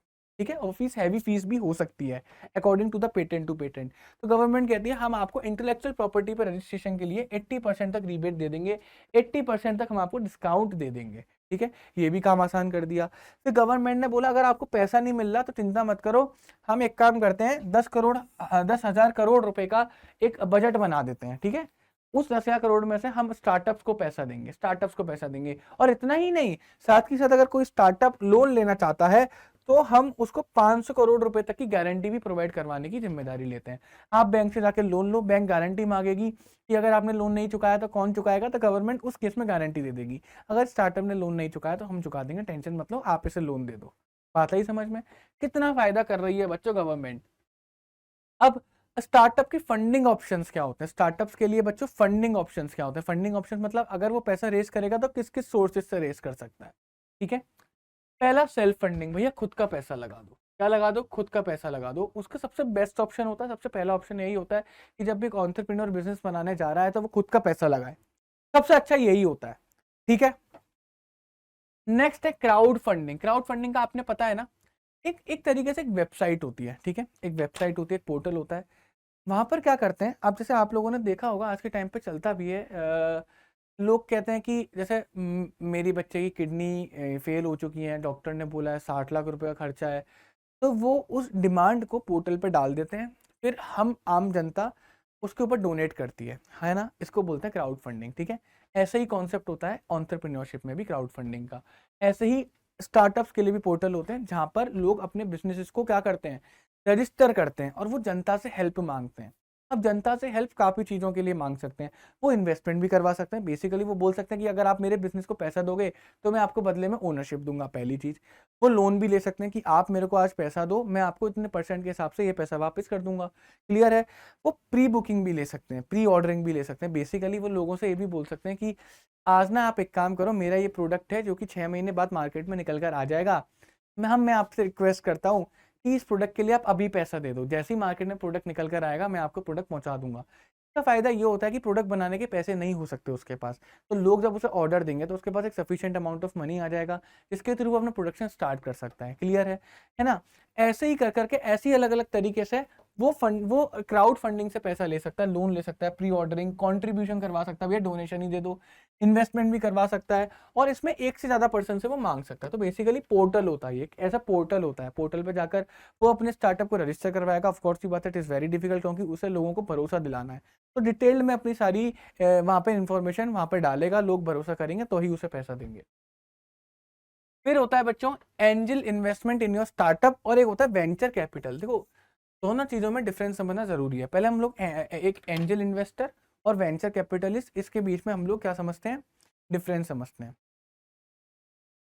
एंजल इन्वेस्टर एक ऐसा पर्सन होता है जो कि बिजनेस के बहुत अर्ली स्टेज के अंदर पैसा इन्वेस्ट करता है। बिजनेस के अंदर कोई भी एक पैसे से, मैं आज के टाइम पे यूट्यूबर बोलूंगा, मोस्ट ऑफ द यूट्यूबर जो काफी फेमस हो चुके हैं, हर यूट्यूबर एक एंजल इन्वेस्टर है। वो बिजनेस इसके बहुत अर्ली स्टेजेस में इन्वेस्ट करता है। क्रिकेटर्स भी इन्वेस्ट करते हैं, वो भी एंजल इन्वेस्टर्स में काउंट होते हैं। ऐसा वो लोग क्यों करते हैं? एंजल इन्वेस्टर का मेन काम तो उनका कुछ और काम होता है। जैसे यूट्यूबर का काम होगा वीडियोस वगैरह बनाना, कंटेंट बनाना, क्रिकेटर का काम हो क्रिकेट खेलना। ये फिर एंजल इन्वेस्टिंग क्यों करते हैं? ये एंजल इन्वेस्टिंग उनका मेन काम नहीं होता। ये काम वो इस वजह से करते हैं क्योंकि उनके पास एक सरप्लस फंड होता है, एक्स्ट्रा पैसा होता है, और उनके अंदर एक इंटरेस्ट भी होता है कि भैया बिजनेस इसके अंदर इन्वेस्ट करो। ठीक है, अब वो लोग क्या करते हैं, क्योंकि बिजनेस के बहुत अर्ली स्टेजेस में इन्वेस्ट करते हैं बिजनेस के अंदर, तो बिजनेस की बहुत ज्यादा इक्विटी ले लेते हैं। 30-40% तक डील जाती है कि मैं आपको इतना पैसा दूंगा, 30% बिजनेस मेरे नाम कर दो। इस तरीके की वो लोग डील करते हैं। बात आई समझ में या फिर नहीं आई? तो बेसिकली उनका काम कुछ और होता है, बट उनका एक साइड से इंटरेस्ट होता है बिजनेस के अंदर इन्वेस्ट करने का, और क्योंकि पैसा भी होता है तो वो अपने इंटरेस्ट को पूरा करने के लिए बिजनेस में इन्वेस्ट करते हैं, काफी ज्यादा हाई इक्विटी बिजनेस से ले लेते हैं। ठीक है, दूसरा अगर हम वेंचर कैपिटलिस्ट की बात करूंगा, वेंचर कैपिटलिस्ट भी सेम काम करते हैं, बट उनके अप्रोच में डिफरेंस होता है। वेंचर कैपिटलिस्ट का मेन काम ही इन्वेस्टिंग होता है, वो कुछ और काम नहीं करते, वो यही काम करते हैं। क्लियर है नहीं क्लियर है? वो एक पोटेंशियल बिजनेस के अंदर इन्वेस्ट करते हैं। ठीक है, वो पूरी रिसर्च वगैरह करते हैं, पूरी रिसर्च करते हैं, तभी वो जाके बिजनेस के अंदर इन्वेस्ट करते हैं। जनरली वेंचर कैपिटलिस्ट बहुत कम केसेस के अंदर एक बहुत ही अर्ली स्टेज स्टार्टअप में इन्वेस्ट करते हैं। नहीं, एक स्टार्टअप जब एक थोड़ा सफिशिएंट ग्रोथ पे पहुंच जाता है तभी वो जाके इन्वेस्ट करते हैं। वो पैसा कैसे कमाते हैं वो अभी डिस्कस करेंगे। तो अभी डिफरेंस समझ में आ गया होगा। तो एक तरीके से जो एंजल इन्वेस्टर होते हैं वो कुछ और काम करते हैं, लेकिन इनको साइड से इंटरेस्ट होता है तो ये काम भी कर लेते हैं। वेंचर कैपिटलिस्टों का इन्वेस्टमेंट ही मेन काम होता है, ठीक है। और एंजल इन्वेस्टर इंडिविजुअल होते हैं, यानी कि अकेला इंसान होता है, ये पूरा ग्रुप होता है। तो एंजल इन्वेस्टर एक क्या होता है, इंडिविजुअल होते हैं जिनके पास सरप्लस कैश होता है और एक इंटरेस्ट होता है कि वो अपकमिंग स्टार्टअप में इन्वेस्ट करें। और एंजल इन्वेस्टर ने, देखो अगर हम लोग थोड़ा हिस्ट्री निकाल के देखेंगे, गूगल, याहू, अलीबाबा, इन सबकी सक्सेस के पीछे एंजल इन्वेस्टर्स थे। 30% तक ये लोग इक्विटी ले लेते हैं। They prefer to take more risk, बेटा ये ज्यादा रिस्क लेते हैं क्योंकि इन्वेस्टमेंट जो जिस टाइम पर ये लोग इन्वेस्टमेंट कर रहे हैं वो बहुत ज्यादा रिस्की टाइम है, क्योंकि बिजनेस बहुत ज्यादा नया है, बहुत ही ज्यादा नया है, पता नहीं चलेगा भी नहीं चलेगा, ठीक है। बट ट्रस्ट करते हैं। और ऐसा नहीं है कि इनको फायदा क्या होगा बेटा, अगर आज के टाइम पर बहुत अर्ली स्टेज में इन्होंने बिजनेस के अंदर इन्वेस्ट कर दिया और बिजनेस चल पड़ा, इनको बेटा 100 200 गुना तक फायदा हो जाता है। अगर 1 करोड़ डाले होंगे तो हो सकता है बिजनेस चल जाए तो 200 करोड़ रुपए तक हो जाते हैं। अनुपम मित्तल के साथ यही तो हुआ था। उन्होंने ओला में 1% शेयर खरीदा था 2 करोड़ के लिए, 2 करोड़ रुपए देके शायद 1% खरीदा था, या फिर 1 करोड़ देके 2% खरीदा था, ऐसे ही कुछ करा था। 2% था, मुझे एक्चुअल में याद नहीं है, 1 या 2% की डील थी और 1 या 2 करोड़ रुपए दिए थे। मैं कहता हूँ 2% के लिए 2 करोड़ रुपए दिए सही।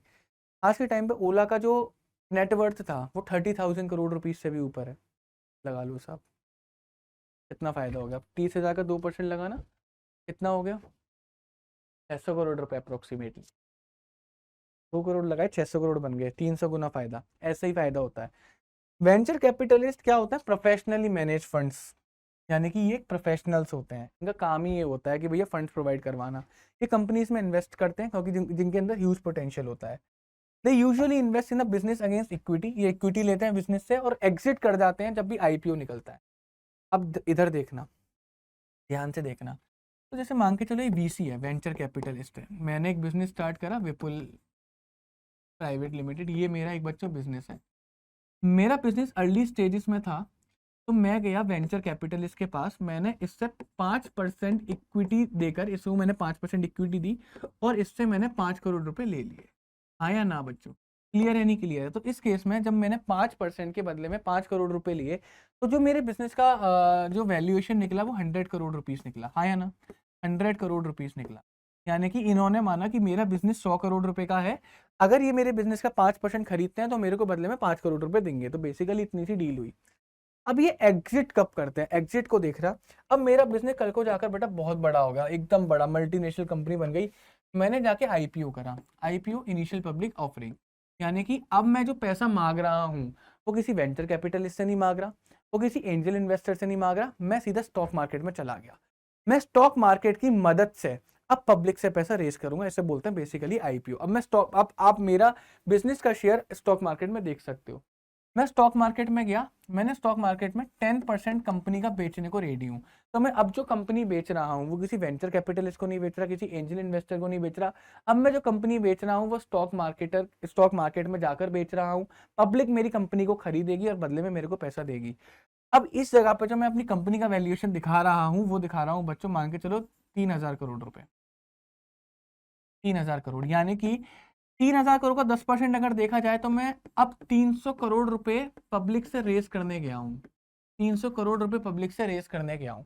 बात आई समझ में? वेंचर कैपिटलिस्ट आएगा बीच में, वेंचर कैपिटलिस्ट आएगा बच्चों कहाँ पर, बीच में आएगा वेंचर कैपिटलिस्ट। ठीक है, वेंचर कैपिटलिस्ट बोलेगा सुनो भाई, ये जो तुम 10% पब्लिक को बेच रहे हो ना, एक काम करना है, 10% में से 5% तो अपना रखना और 5% हमारा रख देना, यानी कि हम भी आईपीओ के थ्रू अपना 5% अब बेचना चाहते हैं। तो बेसिकली उसने क्या करा, वेंचर कैपिटलिस्ट ने 5 करोड़ रुपए में 5% खरीदा और अब आईपीओ के थ्रू अपना 5% बेच रहा है, एग्जिट ले रहा है। तो वेंचर कैपिटलिस्ट 5 करोड़ में आया था और वेंचर कैपिटलिस्ट इसका आधा यानी कि 150 करोड़ रुपए लेके बाहर निकल जाए, ये करते हैं। तो आपको कभी कभी लगता है जैसे पेटीएम वगैरह फ्लॉप क्यों हो रहे हैं, जैसे पेटीएम वगैरह के केस में बच्चों आप देखते हो ना कि पेटीएम का आईपीओ आते ही उसका शेयर गिर गया, तो उसके पीछे का रीजन क्या था, क्योंकि पेटीएम ने जो आईपीओ के थ्रू पैसा निकाला था वो पैसा उसने बिजनेस में इन्वेस्ट करने को बहुत कम यूज करा होगा। उसने वो पैसा अपने वेंचर कैपिटलिस्ट को दे दिया होगा। तो बेसिकली जो आईपीओ आया था पेटीएम का, उसमें जितनी भी उसने इक्विटी बेची थी, वो इक्विटी खुद की भी थोड़ी बहुत होगी और वेंचर कैपिटलिस्ट की भी होगी। तो बेसिकली मेजरली जो पैसा हो सकता है, ये रीजन माना जाता है, वो वेंचर कैपिटलिस्ट को चला गया होगा, जिसकी वजह से जब बिजनेस में पैसा नहीं पहुंचा तो बिजनेस ग्रो कहाँ से करेगा। वेंचर कैपिटलिस्ट अपना प्रॉफिट बना के बाहर निकल गया, तो अल्टीमेटली फायदा पेटीएम का हुआ कि उसको वेंचर कैपिटलिस्ट के जूते नहीं खाने पड़ेंगे। ठीक है, but Paytm is trying really hard. उसने अपने प्रॉफिट्स को कम, मतलब अपने लॉसेस को कम करा है, रेवेन्यू को इंक्रीज कर रहा है। He is trying really very hard. इतना बड़ा बिजनेस बन चुका है, लेकिन थोड़ा सा डिसअपॉइंटिंग लगता है, बट कोई नहीं, चलता है, कोई बात नहीं बच्चों, आगे बढ़ते हैं। ठीक है, अब raise money through the bank loans. अब बेटा आप लोन भी ले सकते हो, अगर आप स्टार्टअप कर रहे हो तो आपके पास एक ऑप्शन बैंक लोन का भी है, बैंक से जाके आप लोन भी ले सकते हो। फिर उसके बाद जाकर आप एनबीएफसी से भी लोन ले सकते हो। एनबीएफसी जब बैंक लोन देने को तैयार है तो एनबीएफसी पे क्यों जाए? देखो एनबीएफसी बैंक जनरली, बैंक की बात करते हैं पहले, जो हमारी कमर्शियलाइज बैंक है उनकी बात करते हैं। वो बैंक जनरली जो पैसा देती है वो ऐसे बिजनेसेस को पैसा देती है जिनके अंदर पोटेंशियल होता है, जिनकी क्रेडिट रेटिंग अच्छी होती है, जिनके अंदर पे बैक पोटेंशियल बहुत अच्छा होगा। एनबीएफसी कहती है अगर आपके पास पे बैक पोटेंशियल नहीं है, आपकी क्रेडिट रेटिंग खराब हो चुकी है, तब भी हम आपको लोन देने को तैयार हैं, क्योंकि ये एनबीएफसी का पर्पज ही ये था जब गवर्नमेंट एनबीएफसी का कॉन्सेप्ट लेकर आई थी कि इंडिया का इकोनॉमिक डेवलपमेंट करना है। स्टार्टिंग में बिजनेस है यार, हो सकता है कि पैसा ना बना हो, पैसा ना वापस कर पाए, उसका मतलब ये थोड़ा ना चोर है, अब कर देगा, उसे मौका तो दो। तो एनबीएफसी को मौका देने को बैठी रहती है। वो कहती है भैया जिनकी रिक्वायरमेंट लिमिटेड है और जिनकी क्रेडिट रेटिंग फेवर नहीं कर रही है बैंक, हम उनको पैसा देने को तैयार है, आ जाओ पैसा ले लो, हमें आइडिया बताओ, पैसा ले लो। फिर गवर्नमेंट ने कुछ स्कीम्स चालू करी जिसमें वो पैसा देने लगी स्टार्टअप्स को। ठीक है, 10,000 करोड़ का एक यूनियन बजट बना दिया। यूनियन बजट मतलब जो आप बजट देखते हो ना, निर्मला सीतारमण आती हैं 1 फरवरी को, बजट बताती हैं, उसी उसमें 10,000 करोड़ रुपए अलग कर दिए स्टार्टअप्स के लिए। अब वो गवर्नमेंट कुछ स्कीम्स के थ्रू देगी, जैसे गवर्नमेंट ने एक bank of ideas and innovative program बनाया जिसके अंदर वो इनोवेटिव प्रोडक्ट कंपनीज को पैसा देगी।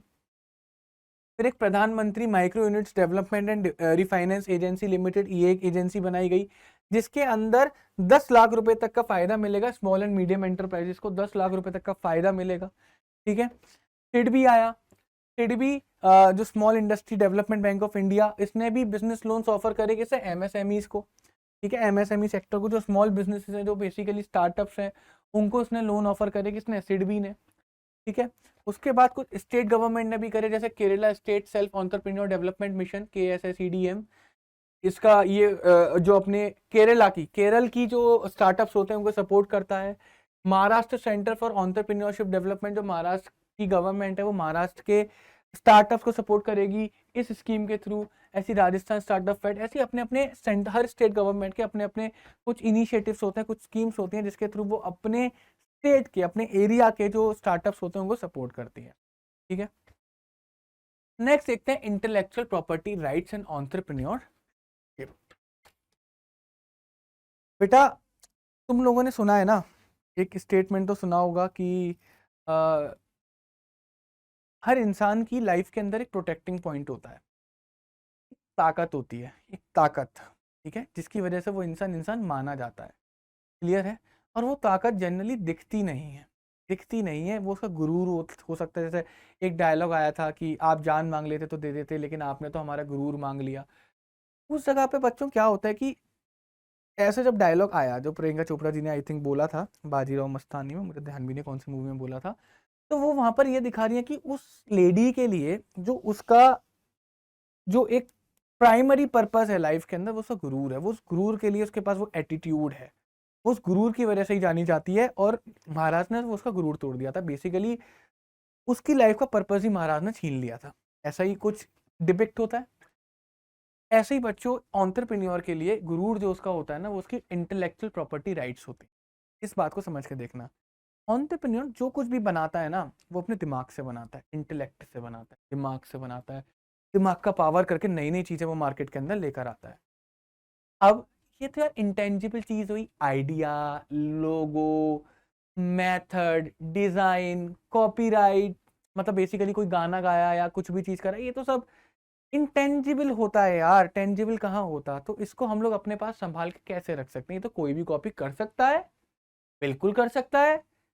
गवर्नमेंट आई बीच में, गवर्नमेंट ने बोला ऐसा नहीं होगा, आप अपनी इंटेलेक्चुअल प्रॉपर्टी को, यानी कि वो प्रॉपर्टी, वो एसेट जो कि आपने अपने दिमाग के थ्रू, अपने इंटेलेक्ट के थ्रू बनाया है, आप उसको अब सेफ गार्ड कर सकते हो। आपके पास राइट है, आप उसको प्रोटेक्ट कर सकते हो। तो आप अपनी इंटेलेक्चुअल प्रॉपर्टी को जब प्रोटेक्ट करोगे तो आपके पास राइट आ जाएगा। तो इंटेलेक्चुअल प्रॉपर्टी राइट इस तरीके से बना। बात आई समझ में, या फिर नहीं आई? तो सबसे पहले इंटेलेक्चुअल प्रॉपर्टी को समझने की कोशिश करते हैं। तो इंटेलेक्चुअल प्रॉपर्टी दो कैटेगरी में डिवाइड होती है, पहली इंडस्ट्रियल प्रॉपर्टी, सेकंड कॉपीराइट। कोई दिक्कत नहीं है बेटा। सुनो, पेटेंट किसका मिलता है? इन्वेंशंस का मिलता है। क्लियर है? पेटेंट हमेशा इन्वेंशंस का मिलेगा। आपने कोई नई चीज बनाई, कोई नया मेथड बनाया, कोई नया प्रोडक्ट बनाया। जैसे कभी कभी आप पूमास वगैरह, पूमा के जूते वगैरह देखना, वो काफी पेटेंटेड टेक्नोलॉजी के साथ होते हैं। ठीक है। एक टेक्नोलॉजी आई थी i3s, जो कि हीरो होंडा लेकर आया था, हीरो लेकर आया था बेसिकली अपनी बाइक के अंदर। वो पेटेंटेड टेक्नोलॉजी थी। वो सेम टेक्नोलॉजी किसी और कंपनी ने यूज भी नहीं करी। वो क्या थी? आप जाओ जाम के अंदर, अगर बाइक नहीं चल रही तो वो ऑटोमेटिकली बंद हो जाएगी। जैसे ही जाम पड़ेगा, आपको क्लच दबानी है, बाइक स्टार्ट हो जाएगी। एक वो टेक्नोलॉजी लेकर आया, उसने वो पेटेंट कराई, यानी कि अब उसको कोई और कॉपी नहीं कर सकता। जैसे ही किसी और कंपनी ने कॉपी करा, हीरो उस पर केस कर देगा। तो हीरो के पास राइट है, प्रोटेक्शन है। अब हीरो क्या कभी अलाउ नहीं करेगा किसी कंपनी को वो टेक्नोलॉजी यूज करना? ऐसा नहीं है। हीरो चाहे तो अलाउ कर सकता है, बट बदले में पैसा लेगा। नहीं कि वो राइट दे सकता है किसी को कि मेरी परमिशन है, परमिशन है, तू यूज कर, पैसा दे दे, पैसा दे दे, कोई प्रॉब्लम नहीं। एक आपने सुना होगा 3 पॉइंट सीट बेल्ट, आपने देखी होगी ना, 3 पॉइंट सीट बेल्ट। क्लियर है? पहले जो सीट बेल्ट चलती थी वो इस पॉइंट से निकली और इस पॉइंट पर आके लग गई, तो 2 पॉइंट हो गई। फिर उसके बाद वॉल्वो ने 3 पॉइंट सीट बेल्ट निकाली, वॉल्वो कंपनी। एक सीट बेल्ट ऐसे करके यहाँ से आएगी और ऐसे करके लगेगी, और एक इधर से आएगी, जो काफी ज्यादा सेफ्टी बढ़ाती है। वॉल्वो अगर उस 3 पॉइंट सेफ्टी को पेटेंट करवा लेता तो आज के टाइम पर हो सकता है हमें वो 3 पॉइंट टेक्निक मिलती, तो गाड़ियों में वो सीट बेल्ट जो हम आज यूज करते हैं वो मिलती तो, लेकिन उन सीट बेल्ट, उस टेक्नोलॉजी के लिए कंपनीज को पैसा देना पड़ता वॉल्वो को, क्योंकि वो टेक्नोलॉजी वॉल्वो ने डेवलप करी थी। वो पेटेंट उसने नहीं करवाया था, क्योंकि उसने बोला था कि यार नहीं यार, मैं नहीं करवाना चाहता, ये सेफ्टी के लिए है, आप इसे फ्री में यूज करो। उसने इन्वेंशन को पेटेंट नहीं करवाया। अगर वो करवाना चाहता तो वो करवा लेता, और कंपनीज को वॉल्वो की उस इन्वेंशन के लिए उसको पैसा देना पड़ता, क्योंकि वो वॉल्वो की इंटेलेक्चुअल प्रॉपर्टी को यूज कर रहे हैं। तो वॉल्वो उन्हें राइट देता, परमिशन देता, परमिशन के बदले में पैसा लेता। अब वॉल्वो ने बोला फ्री फॉर ऑल करो, कोई प्रॉब्लम नहीं। ठीक है। ट्रेडमार्क्स, ट्रेडमार्क्स हम लोगों को पता ही है, क्लियर है? जो हमारे ब्रांड का कोई नाम होता है, हमारा साइंस एंड फन का लोगो है, वो हमारा ट्रेडमार्क है। ठीक है। इंडस्ट्रियल डिजाइन्स, अब कोई प्रोडक्ट आप बना रहे हो, उस प्रोडक्ट का डिजाइन आपने कैसा रखा, वो कोई कंपनी और कॉपी नहीं कर सकती, उसके भी आपके पास राइट होते हैं। ठीक है। जियोग्राफिक इंडिकेशंस, ये क्या होते हैं? जीआई क्या होते हैं? जीआई बेसिकली कोई भी सामान बन रहा है, जैसे अलीगढ़ में, अलीगढ़ के ताले बड़े फेमस है ना, तो अलीगढ़ के तालों के लिए एक जीआई होगा कि ये ताला अलीगढ़ का है, तो उस ताले की शान में 4 चांद लग जाते हैं, भैया अलीगढ़ का ताला है। अब कोई इंसान आए अलीगढ़ से, वो टेक्नोलॉजी लेके चले जाए और अपने आप पे वो ताले बनाने लगे, तो बेसिकली वो जीआई का यूज नहीं कर सकता, वो ये कंफर्मेशन नहीं दे सकता कि वो ताला अलीगढ़ के अंदर बना हुआ है, तो लोग उस पर कम ट्रस्ट करेंगे। तो अगर हमारे पास एक ज्योग्राफिक इंडिकेशन होगा, अगर वो ज्योग्राफिक इंडिकेशन को यूज करता है, वो कहता है, वो साला कन्याकुमारी में भी ताला बनाकर ये बोलता है कि ये ताला अलीगढ़ का है, तो वो जीआई लगाएगा उसके ऊपर, उसके लिए पैसा देना पड़ेगा, परमिशन लेके जाएगा ना वो, तुम हमारे यहाँ की टेक्नोलॉजी लेके जा रहे हो। कॉपीराइट क्या होता है? कॉपीराइट जनरली लिटरली और आर्टिस्टिक वर्क में चलता है। जब भी कोई गाना बनता है, मूवी बनती है, वीडियो बनती है, बुक बनती है, जब भी एक आर्टिस्ट कोई अपना क्रिएट करता है काम ना, उसे बोलते हैं हम लोग, उसको राइट, उसको प्रोटेक्ट करने के लिए कॉपीराइट। जैसे बादशाह ने कोई गाना गाया हाय गर्मी, बादशाह ने गाना गाया हाय गर्मी, तो बेटा कोई भी अब उस गाने को गाकर पैसा नहीं कमा सकता, बादशाह उस पर केस कर देगा। बात ही समझ में नहीं? बादशाह कहता है मैंने अपने दिमाग से बनाया है, मैंने अपने दिमाग से बनाया है, मैंने उस गाने पे नूरा फतेही को डांस करवाया था, हाउ डेयर यू, तुमने मेरा गाना गाकर दिखाया। क्लियर है? नहीं क्लियर है? बेसिकली गाना गाने को मैं भी यहाँ खड़े होकर अभी गा सकता हूँ, बट उस गाने के थ्रू मैं पैसा नहीं कमा सकता, बादशाह मेरे ऊपर केस कर दे, मैं उसको कमर्शियलाइज नहीं कर सकता। मैं कल को ये नहीं बोल सकता मैं जाऊँ और मैं गाऊँ हाय गर्मी और मैं बादशाह कहीं पर भी नाम न लूँ, मुझे बताना पड़ेगा बादशाह ने गाया है, उससे परमिशंस भी लेनी पड़ेगी। तो बेसिकली एक उसके पास राइट है कि वो उसका गाना है। हम बोलते हैं बादशाह का गाना है, क्यों पता वो बादशाह का गाना, कॉपी तो कोई भी कर सकता है, बट उसके पास इंटेलेक्चुअल प्रॉपर्टी है, उसकी इंटेलेक्चुअल प्रॉपर्टी, उसके पास राइट है उसे सेव करने का। तो इंटेलेक्चुअल प्रॉपर्टी क्या होता है? General term assignment of the property rights. भैया इंटेलेक्चुअल प्रॉपर्टी पर जब तुम्हें राइट मिल जाए कि वो तुम्हारी ही है, उसको क्या बोलते हैं, इंटेलेक्चुअल प्रॉपर्टी राइट बोलते हैं। तो intellectual property right are the asset for an enterprise. ये क्या होता है, एंटरप्राइज के असेट होते हैं। बेसिकली एक एंटरप्रेन्योर की लाइफ लाइन होती है। एक एंटरप्रेन्योर उसकी आइडिया यूनिक के यूनिक क्यों रहते हैं, क्योंकि वो उन्हें पेटेंट करवा लेता है, कॉपीराइट करवा लेता है। क्लियर है, नहीं क्लियर है, बात आई समझ में? गुड। तो इंटेलेक्चुअल प्रॉपर्टी राइट्स में कॉपीराइट आता है। कॉपीराइट किसके लिए होता है, कॉपीराइट होल्डर एक्सक्लूसिव राइट, उसी को राइट मिलेगा, जो कॉपीराइट लेगा अपने सामान का उसी को राइट मिलेगा कि वो उसको कॉपी कर सकता है, यानी कि उसको वो क्या बोलते हैं, आगे भी लेके जा सकता है, उसको मॉडिफाई कर सकता है, चेंज कर सकता है, उसको डिस्ट्रीब्यूट कर सकता है जहां उसका मन करेगा, परफॉर्म कर सकता है जहां उसका मन करेगा, डिस्प्ले कर सकता है जहां उसका मन करेगा। यानी कि अगर आपने अपने किसी गाने का कॉपीराइट ले लिया, तब आपके ऊपर है, जब मन चाहो, जिसे मन चाहो उसे कॉपी करवा दो, उसको चेंज कर दो, ठीक है, जहां मन चाहे डिस्ट्रीब्यूट कर दो, जहां मन चाहे गा दो, कुछ भी कर दो, आपका है यार, आपका सामान है, कुछ भी करो। और कॉपीराइट आर्टिस्टिक वर्क के केस में होता है। पेटेंट किस जगह पर होता है use, patent protect processes, methods and inventions. Basically inventions, method और प्रोसेसेस के लिए पेटेंट आता है, जो कि क्या होते हैं बच्चों, नोवेल होते हैं, नए होते हैं, यूनिक होते हैं, ठीक है, नॉन ऑब्वियस होते हैं, मतलब अभी तक इनका यूज नहीं करा गया होता है, और यूजफुल होते हैं। बात आई समझ में? अगर किसी कंपनी को पेटेंट मिल जाता है तो वो आपको क्या देती है, मोनोपोली प्रोवाइड करता है, यानी कि अब वो चीज कोई और कंपनी नहीं कर सकती, तो एज अ मोनोपोली आपके लिए काम करता है। क्लियर है? The requirement of the patent are complex, लेकिन आप ये मत समझना कि पेटेंट आसानी से मिल जाता है। पेटेंट के लिए जो रिक्वायरमेंट्स होते हैं वो काफी ज्यादा कॉम्प्लेक्स होती हैं, ठीक है। तो कॉपीराइट आर्टिस्टिक वर्क के लिए, पेटेंट जो है किसी इनोवेशन के लिए, प्रोसेस के लिए, डिजाइन के लिए आता है। क्लियर है? थर्ड आता है हमारा ट्रेडमार्क।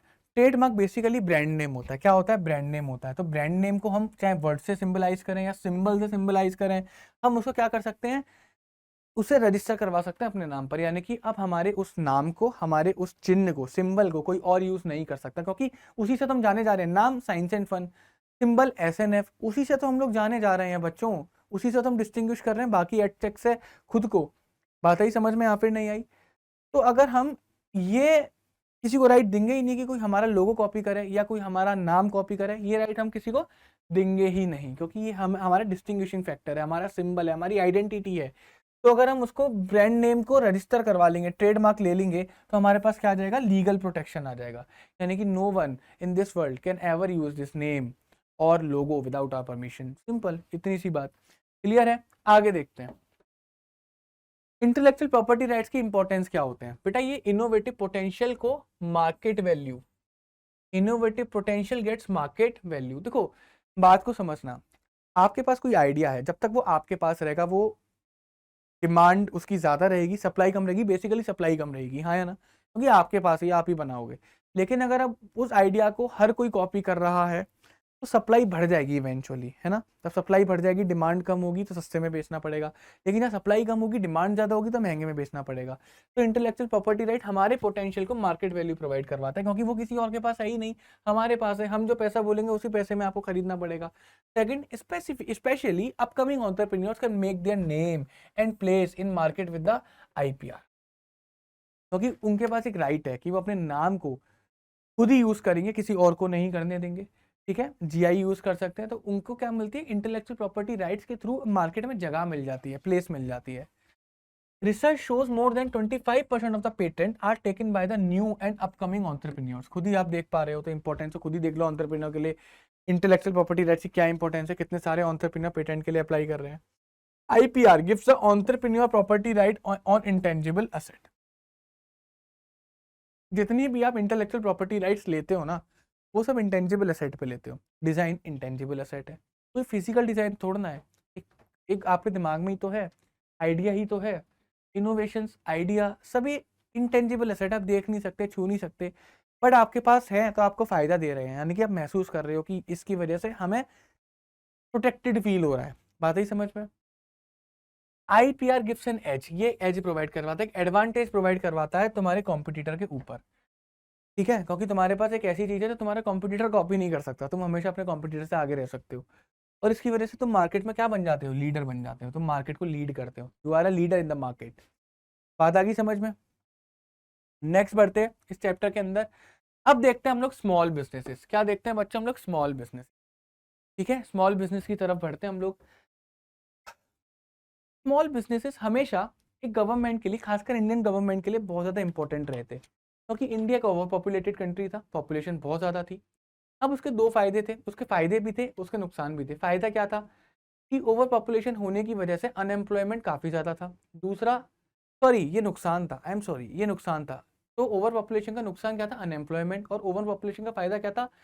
एक्सट्रीम ह्यूमन रिसोर्सेज, हमारे पास रिसोर्सेज बहुत ज़्यादा थे। बात ही समझ में।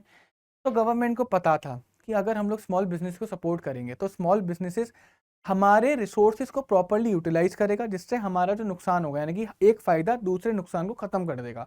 तो एक्सट्रीम ह्यूमन रिसोर्सेज का जब हम लोग यूटिलाइजेशन करेंगे तो हमारा अनएम्प्लॉयमेंट ऑटोमेटिकली खत्म हो जाएगा। और उसके लिए सबसे कारगर स्टेप होगा वो स्मॉल बिजनेसेस होंगे, छोटे छोटे बिजनेसेस होंगे जो कि लोकल एरियाज में चलते हैं। वो कैसे होंगे अभी आगे देखते हैं। तो जब IRDA एक्ट 1951 में इसकी जो डेफिनेशन दी गई, उस डेफिनेशन को आपको याद नहीं करना, बट एक बार मैं समझा रहा हूँ।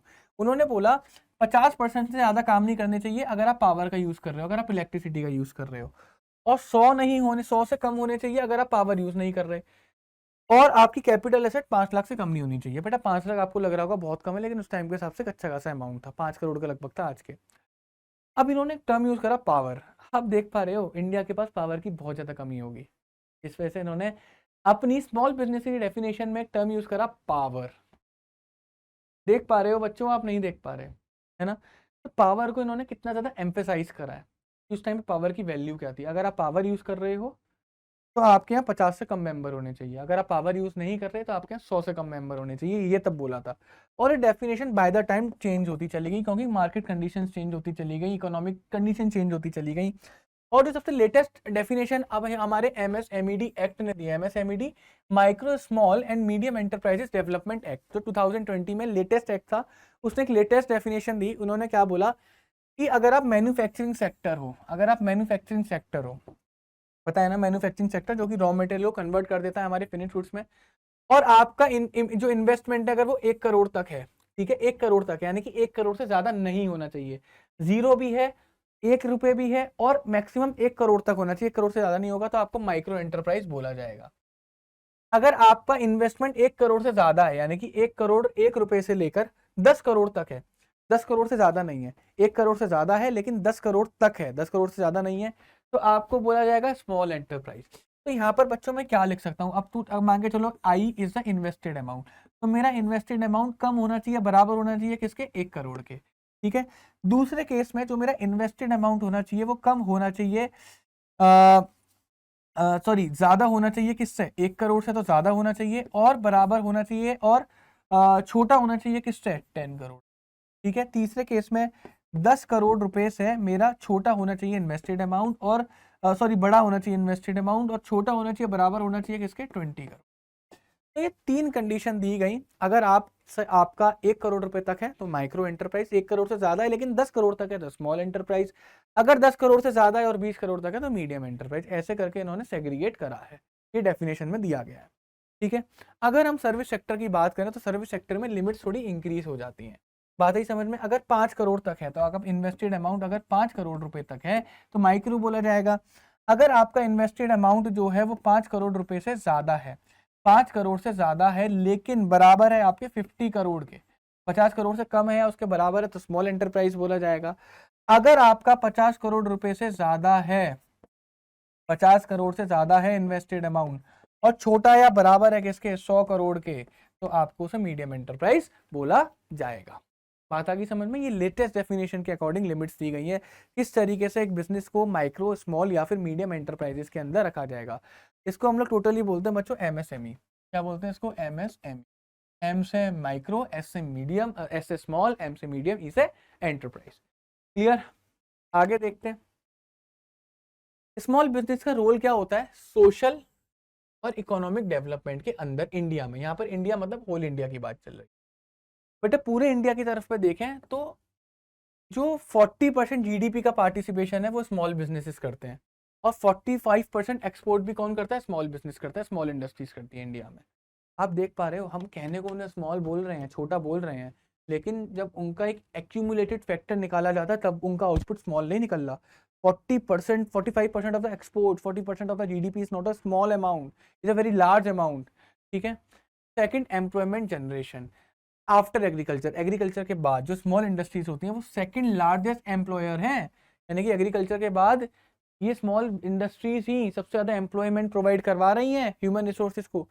95% of the industrial units in India are the small scale industry. देखिए 95% स्मॉल स्केल है इंडिया के अंदर, ठीक है, 95%। वो लोग ज्यादा लेबर को यूज करते हैं, ज्यादा लेबर इंटेंसिव टेक्निक को यूज करते हैं, कैपिटल इंटेंसिव टेक्निक को कम यूज करते हैं, यानी कि लेबर का यूज करके ज्यादा प्रोडक्शन करते हैं, मशीन का यूज नहीं करते, जिनकी वजह से ब्लेसिंग की तरह काम करते हैं लेबर के एम्प्लॉयमेंट के लिए। तो लेबर, अगर आज के टाइम पे हम लोग ज्यादा मशीन का यूज करने लगे तो लेबर के अंदर अनएम्प्लॉयमेंट देखने को मिलेगा, लेकिन हमें जरूरत ही नहीं है मशीन का यूज करने को, कि हमारे पास सफिशिएंट अमाउंट ऑफ लेबर है, लेबर इंटेंसिव टेक्निक्स हैं, हम उनको यूज करके प्रोडक्शन करेंगे। हम ये चीज कहते हैं ना कि यूरोप के अंदर मशीन्स वगैरह से प्रोडक्शन ज़्यादा क्यों होता है, उसका रीज़न ही होता है कि वहाँ पर लेबर नहीं है, उनका पॉपुलेशन बहुत कम है। पॉपुलेशन क्राइसिस से गुजरेंगे थोड़े दिन के बाद, अभी भी गुजर रहे हैं, कुछ कुछ ने तो डिक्लेरेशन कर दिया है कि आओ यहाँ पर आके रहो, बिजनेस करो, हम सपोर्ट करेंगे। कुछ कंट्रीज ने बोल दिया, इटली ने बोला है, ठीक है, वेनिस ने शायद एक दो जगह पर बोला है। क्यों बोला है? क्योंकि पॉपुलेशन कम है, उन्हें पॉपुलेशन चाहिए ताकि उनकी इकोनॉमी ठीक से वर्क कर सके। इंडिया के अंदर पॉपुलेशन बहुत ज़्यादा है, तो यहाँ पर लेबर इंटेंसिव टेक्निक का यूज़ करना ही ठीक है, और एज अ ब्लेसिंग की तरह भी काम करता है। फिर बैलेंस रीजनल डेवलपमेंट, देखो बैलेंस रीजनल डेवलपमेंट को समझो। यहाँ पर बेसिकली जितने भी स्मॉल एंटरप्राइजेस होते हैं ना, वो अपने जितने भी रिसोर्सेज लेते हैं वो अपने लोकल एरिया से लेते हैं। वो जितने भी रिसोर्सेज लेंगे वो अपने लोकल एरिया से ही उठाएंगे, चाहे वो लेबर हो, रॉ मटेरियल हो, ये सारी चीजें। तो इन केस अगर किसी लोकल एरिया के अंदर कोई बिजनेस ग्रो कर रहा है तो वो खाली इकलौता बिजनेस ग्रो नहीं करेगा, उसके आसपास के लोग भी ग्रो करेंगे, क्योंकि they are the interconnected. Clear है? अगर एक फैक्ट्री एक मोहल्ले के अंदर, एक सोसाइटी के अंदर एक फैक्ट्री जो है वो ग्रो करी, तो वो आसपास के एरिया को भी ग्रो करेगी। क्यों करेगी? क्योंकि वो फैक्ट्री जितने भी रिसोर्सेज यूज कर रहा है वो आसपास के एरिया से ही ले रहा है, तो वो फैक्ट्री जितना अमीर बनेगी वो आसपास के एरिया उतना अमीर बनेंगे। तो यहाँ पे रीजनल डिस्पैरिटी नहीं होती, कि ऐसा नहीं है कि रीजन के अंदर एक ही जना अमीर बन गया बाकी जने सब गरीब है, उसका कोई फायदा नहीं हो रहा, उसके अमीर का कोई फायदा नहीं है रीजन के अंदर। क्लियर है? ऐसा कब होता है? जब मैं फैक्ट्री लगाऊंगा और मैं जितने भी रिसोर्सेज है वो बाहर से लेकर आऊंगा, अपने लोकल एरिया से लूंगा ही नहीं। लेकिन स्मॉल इंडस्ट्रीज जितने भी रिसोर्सेज लेती हैं वो लोकल एरिया से लेती हैं। आप जाएंगे ना छोटे छोटे शहरों में तो फैक्ट्रीज चलती हैं, उन फैक्ट्रीज के अंदर जो लेबर काम करती है, रॉ मटेरियल काम करता है, वो सब आसपास से ही खरीदे जाते हैं, दूर से नहीं आती। पीछे से लेबर आ रही है, 1 किलोमीटर दूर से आ रही है, तो लोकल एरिया से लेबर आती है, तो फैक्ट्री का जो फायदा होता है वो लोकल एरिया में होता है। Supply an enormous variety of product, enormous मतलब ह्यूज वेराइटी ऑफ प्रोडक्ट को सप्लाई करते हैं, ठीक है। हम लोग आज के टाइम पे बहुत सारी वेराइटी ऑफ प्रोडक्ट अपनी लाइफ के अंदर यूज करते हैं और बहुत आसानी के साथ हमें अवेलेबल भी होते हैं। उसका रीजन क्योंकि ये प्रोड्यूस करते हैं स्मॉल इंडस्ट्रीज। इनका सबसे ज्यादा तो योगदान रहता है, वो रहता है हैंडक्राफ्ट प्रोडक्ट में, हैंडलूम्स, हैंडक्राफ्ट प्रोडक्ट, हाथ से बने हुए बर्तन। इनकी काफी ज्यादा डिमांड है इंटरनेशनल मार्केट में, और ये एक्सपोर्ट में भी काफी अच्छा कंट्रीब्यूशन करते हैं। बात ही समझ में? और ये सारा स्मॉल इंडस्ट्रीज के अंदर आते हैं, विलेजेस में होते हैं ये सब। और फिफ्थ है हमारा provide opportunity for the entrepreneurship. भाई एंटरप्रेन्योरशिप के हमने क्या अंदर क्या देखा था? इनोवेशन देखा था, ठीक है, न्यू वेज देखे थे, न्यू मेथड्स देखे थे, न्यू प्रोसेस देखे थे, न्यू आइडियाज देखे थे। क्लियर है? अब small scale industry are very good platform to convert skill and talent of people into the business ideas. It requires little capital and lot of support is given by the government. देखो मेरी बात को ध्यान से समझना, small scale industry आज के time पर इंडिया के अंदर कर क्या रहा है? तो एंटरप्रेन्योरशिप ही तो कर रहा है भाई। अपने स्किल और अपने आइडिया को अगर आप अपने बिजनेस के अंदर कन्वर्ट करोगे तो आप स्मॉल स्केल इंडस्ट्री से बढ़िया आपके लिए कोई प्लेटफॉर्म नहीं है। उसका रीजन क्योंकि रिस्क ज्यादा है। जब रिस्क ज्यादा होता है, जब रिस्क ज्यादा होता है तो आप क्या करना चाहते हो? उसको छोटे स्केल पे करना चाहते हो। अगर आपका आइडिया छोटे स्केल पे सक्सेसफुल है, तो इज प्रोबेबल कि वो बड़े स्केल पे भी जाके सक्सेसफुल हो जाएगा। तो स्मॉल स्केल इंडस्ट्री बहुत अच्छा एक प्लेटफॉर्म है कि जहां पर आप अपनी स्किल को, अपने टैलेंट को कन्वर्ट कर सकते हो अपने बिजनेस आइडिया में, क्योंकि वहां पर कैपिटल कम चाहिए और सपोर्ट तो गवर्नमेंट दे ही रही है ऑफ कोर्स। बात आ गई समझ में? नेक्स्ट है advantage of low cost production. तो small scale industry are locally available resources, मतलब ये बेटा कौन से रिसोर्सेज यूज करते हैं? जो इन्हें आसपास मिल जाते हैं, ये दूर नहीं जाते अपने रिसोर्सेज को लेने। लेबर आसपास की उठाते हैं, रॉ मटेरियल सप्लायर आसपास के होंगे, कस्टमर्स भी मेजरली आसपास के होते हैं। लेकिन अब इनको प्रमोट करा जा रहा है कि इंटरनेशनल मार्केट्स में भी ये लोग जाएं। क्लियर है? तो जब ये रिसोर्सेज आसपास से लेते हैं तो इनका जो कॉस्ट आता है वो कम आता है। कम कॉस्ट आता है, जिसकी वजह से इनके पास कॉम्पिटिटिव स्ट्रेंथ होती है, यानी कि अपने कॉम्पिटिशन को कड़ी टक्कर दे सकते हैं। अब जो नेक्स्ट है, यहां पर आप देखना स्मॉल बिजनेस का रोल। स्मॉल बिजनेस का रोल हम यहाँ पे रूरल इंडिया में देख रहे हैं बच्चों। रूरल इंडिया, ये जो स्मॉल बिजनेस का रोल है बच्चों, ये यहाँ पर रूरल इंडिया में हम लोग देख रहे हैं। तो role of small business in rural India, यहाँ पर हम लोगों ने क्या देखा था इससे पहले वाले टॉपिक में, कि हमने स्मॉल बिजनेस का रोल देखा था इन ओवरऑल इंडिया। ठीक है, यहाँ पर हम लोग रूरल इंडिया में देखेंगे कि स्पेशली रूरल इंडिया में, यानी कि जो गांव वाले क्षेत्र हैं उनके अंदर ये स्मॉल बिजनेसेस क्या रोल प्ले करते हैं। सबसे मेन है क्या, employment. Small businesses employment provide करवाते हैं किनको, जो गांव के आदमी होते हैं, औरतें होती हैं उनको। तो स्मॉल स्केल इंडस्ट्री है तो लेबर इंटेंसिव, ये पढ़ा था हमने। सो लेबर इंटेंसिव है, इसी वजह से एडिशनल एम्प्लॉयमेंट प्रोवाइड करवाती है मेन को भी और वुमेन को भी। तो next to agriculture, small scale industry constitutes the most popular occupation of people of India. They also provide employment to agriculturists who remain idle during a part of the year. अगर आप agriculture में देखोगे तो India के अंदर काफी सारी agriculture जो होती है वो सीजनल होती है, यानी कि लोगों के पास 6 महीने को तो काम होता है, खेती बाड़ी करते हैं, लेकिन 6 महीने खाली बैठे रहते हैं। तो उस केस में उनकी इनकम कैसे बढ़ती है, क्योंकि स्मॉल स्केल इंडस्ट्री सेटअप होती है रूरल इंडिया में, और वो small scale industry employment opportunity देती है उन लोगों को भी जो एग्रीकल्चर अभी जिनके पास नहीं है। तो साल के किसी टाइम पे एग्रीकल्चर होता है, किसी टाइम पे एग्रीकल्चर नहीं होता है। तो जिस टाइम पर एग्रीकल्चर नहीं होता है, they can employed themselves into the small scale industry, और वो वहां से भी एक्स्ट्रा मनी जनरेट कर सकते हैं। अब जब वो पैसा कमाते हैं तो उनकी इकोनॉमिक कंडीशन इंप्रूव होती है। तो एम्प्लॉयमेंट अपॉर्चुनिटी को प्रोवाइड करने से स्मॉल स्केल इंडस्ट्री क्या कर रहा है, वो मोर इनकम प्रोवाइड कर रहा है पीपल जो कि रूरल एरियाज में रहते हैं, जो कि उनकी इकोनॉमिक कंडीशन को क्या करेगा, सुधारेगा। आप एक एग्जांपल लेना, मैं कहता हूं आप गूगल करना, गूगल करने पे ये देखना कि जो इंडिया की मेजर फैक्ट्री हैं जो भी रिसेंट 10-15 साल के अंदर लगी हैं, वो बैकवर्ड एरियाज में ही लगी हैं। और जिस वो बैकवर्ड एरियाज में लगी थी, फैक्ट्री लगने से पहले और फैक्ट्री लगने के बाद के उस एरिया के नज़ारे देखना। बेटा जिस जगह पर इंडस्ट्री पहुंच गई उस जगह पर डेवलपमेंट होना ही होना है, क्योंकि फ्लो ऑफ मनी होता है। एम्प्लॉयमेंट अपॉर्चुनिटी सबसे पहले बात है, अगर किसी एरिया में मैं फैक्ट्री लगाना चाहूंगा तो सबसे जो प्राइमरी मेरे लिए फैक्टर होगा कि भैया आसपास की लेबर ही मैं उठाना चाहूंगा, क्योंकि मेरे को सस्ती मिलेगी। क्लियर है। तो जहां पर भी इंडस्ट्री पहुंचेगी उसके आसपास के एरिया में डेवलपमेंट होना तय है, और उसके पीछे का जो रीजन होता है, एम्प्लॉयमेंट जाता है, लोगों को काम मिलता है। जब लोग काम करते हैं उनको पैसा जाता है, लोगों को पैसा पहुंचा तो वो खर्चा करते हैं, जब खर्चा करते हैं तो और लोगों को एम्प्लॉयमेंट जाता है। ये चेंज चलती है, देखते देखते वहां मनी फ्लो इतना बढ़ जाता है कि वहां का बेटा नज़ारे ही बदल जाते हैं। आप कभी देखना, गूगल करना कि जितनी भी अभी रिसेंटली 15 साल के अंदर इंडस्ट्री सेटअप हुई हैं बैकवर्ड एरियाज के अंदर, वहां पे बैकवर्ड एरियाज बहुत अच्छे से ग्रो करा होगा। गुजरात का अगर हम एग्जांपल लें तो 2003 में जब मोदी जी गुजरात के चीफ मिनिस्टर बने थे, मुझे एग्जैक्टली डेटा नहीं पता, बट उसके बाद उन मोदी जी ने काफी सारी फैक्ट्रीज को गुजरात में सेटअप करवाया था, क्योंकि उन्हें पता था इंडस्ट्री आएंगी तो पैसा लेकर आएंगी, वो पैसा खर्च करेंगी in the form of employment, in the form of resources, in the form of energy, और वो पैसा अल्टीमेटली गुजरात गवर्नमेंट के पास पहुंचेगा। तो गुजरात गवर्नमेंट इस तरीके से, हम कहते हैं ना गुजरात मॉडल, गुजरात मॉडल, तो गुजरात मॉडल यही मॉडल है कि भैया इंडस्ट्री लेकर आओ, जितनी ज्यादा इंडस्ट्री आप लेकर आ सकोगे उतनी ज्यादा आपके पास एम्प्लॉयमेंट अपॉर्चुनिटीज होंगी, और जितना ज्यादा एम्प्लॉयमेंट होगा उतना ज्यादा इकोनॉमिक कंडीशंस बेटर होंगी, क्योंकि लोग पैसा कमाएंगे, और लोग पैसा कमा के जेब में तो रखेंगे नहीं, लोग पैसा खर्चा भी करेंगे।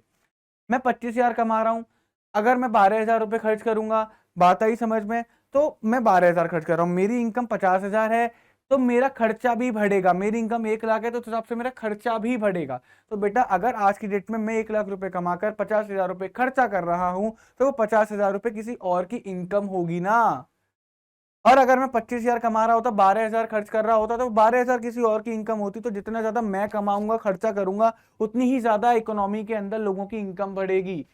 तो डेट इज द पॉइंट, इस पॉइंट को समझो। फिर रूरल एरियाज के बेटा आर्टिस्टिक और क्रिएटिव सेंस को क्या करता है, प्रमोट करता है। कौन, स्मॉल स्केल इंडस्ट्री। तो स्मॉल स्केल इंडस्ट्री बेसिकली क्या करते हैं, गांव वगैरह में जाते हैं, देखते हैं अरे लोगों के पास तो इतने इतने प्यारे बर्तन बना रहे हो चाचा, आप तो इतने प्यारे बर्तन बना रहे हो, आपको पता है आपके बर्तन की इंटरनेशनल मार्केट में क्या डिमांड है, हैं चाचा, पता है आपको।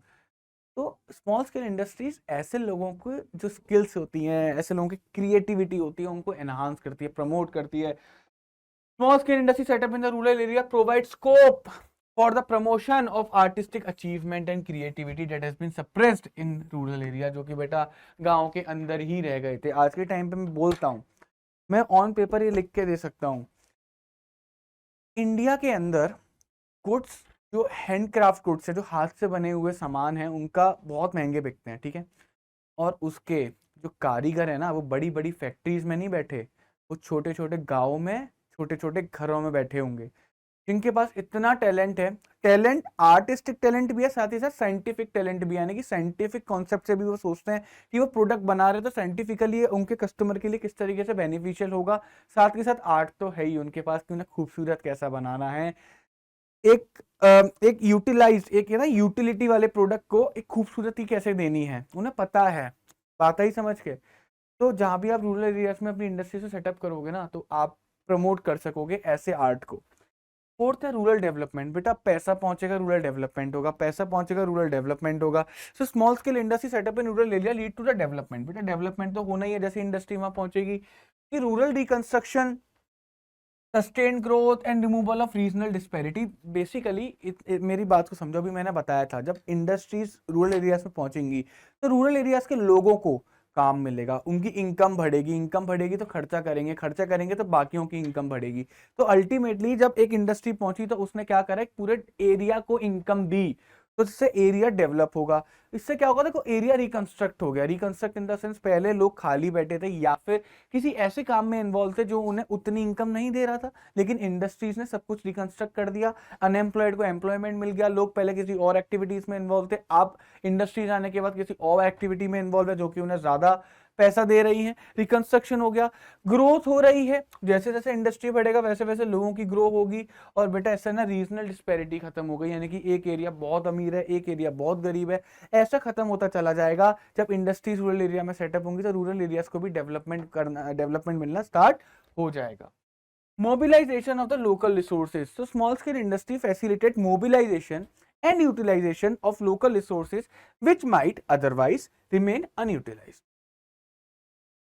स्मॉल स्केल इंडस्ट्री क्या करती हैं भैया, जाएंगी बैकवर्ड एरियाज में या रूरल एरियाज में, वहां गई, वहां जाके देखा यार इतने सारे लोग कुछ काम धंधा नहीं करते क्या, ये लोग हैं नहीं यार, टैलेंट तो बहुत है इनके अंदर।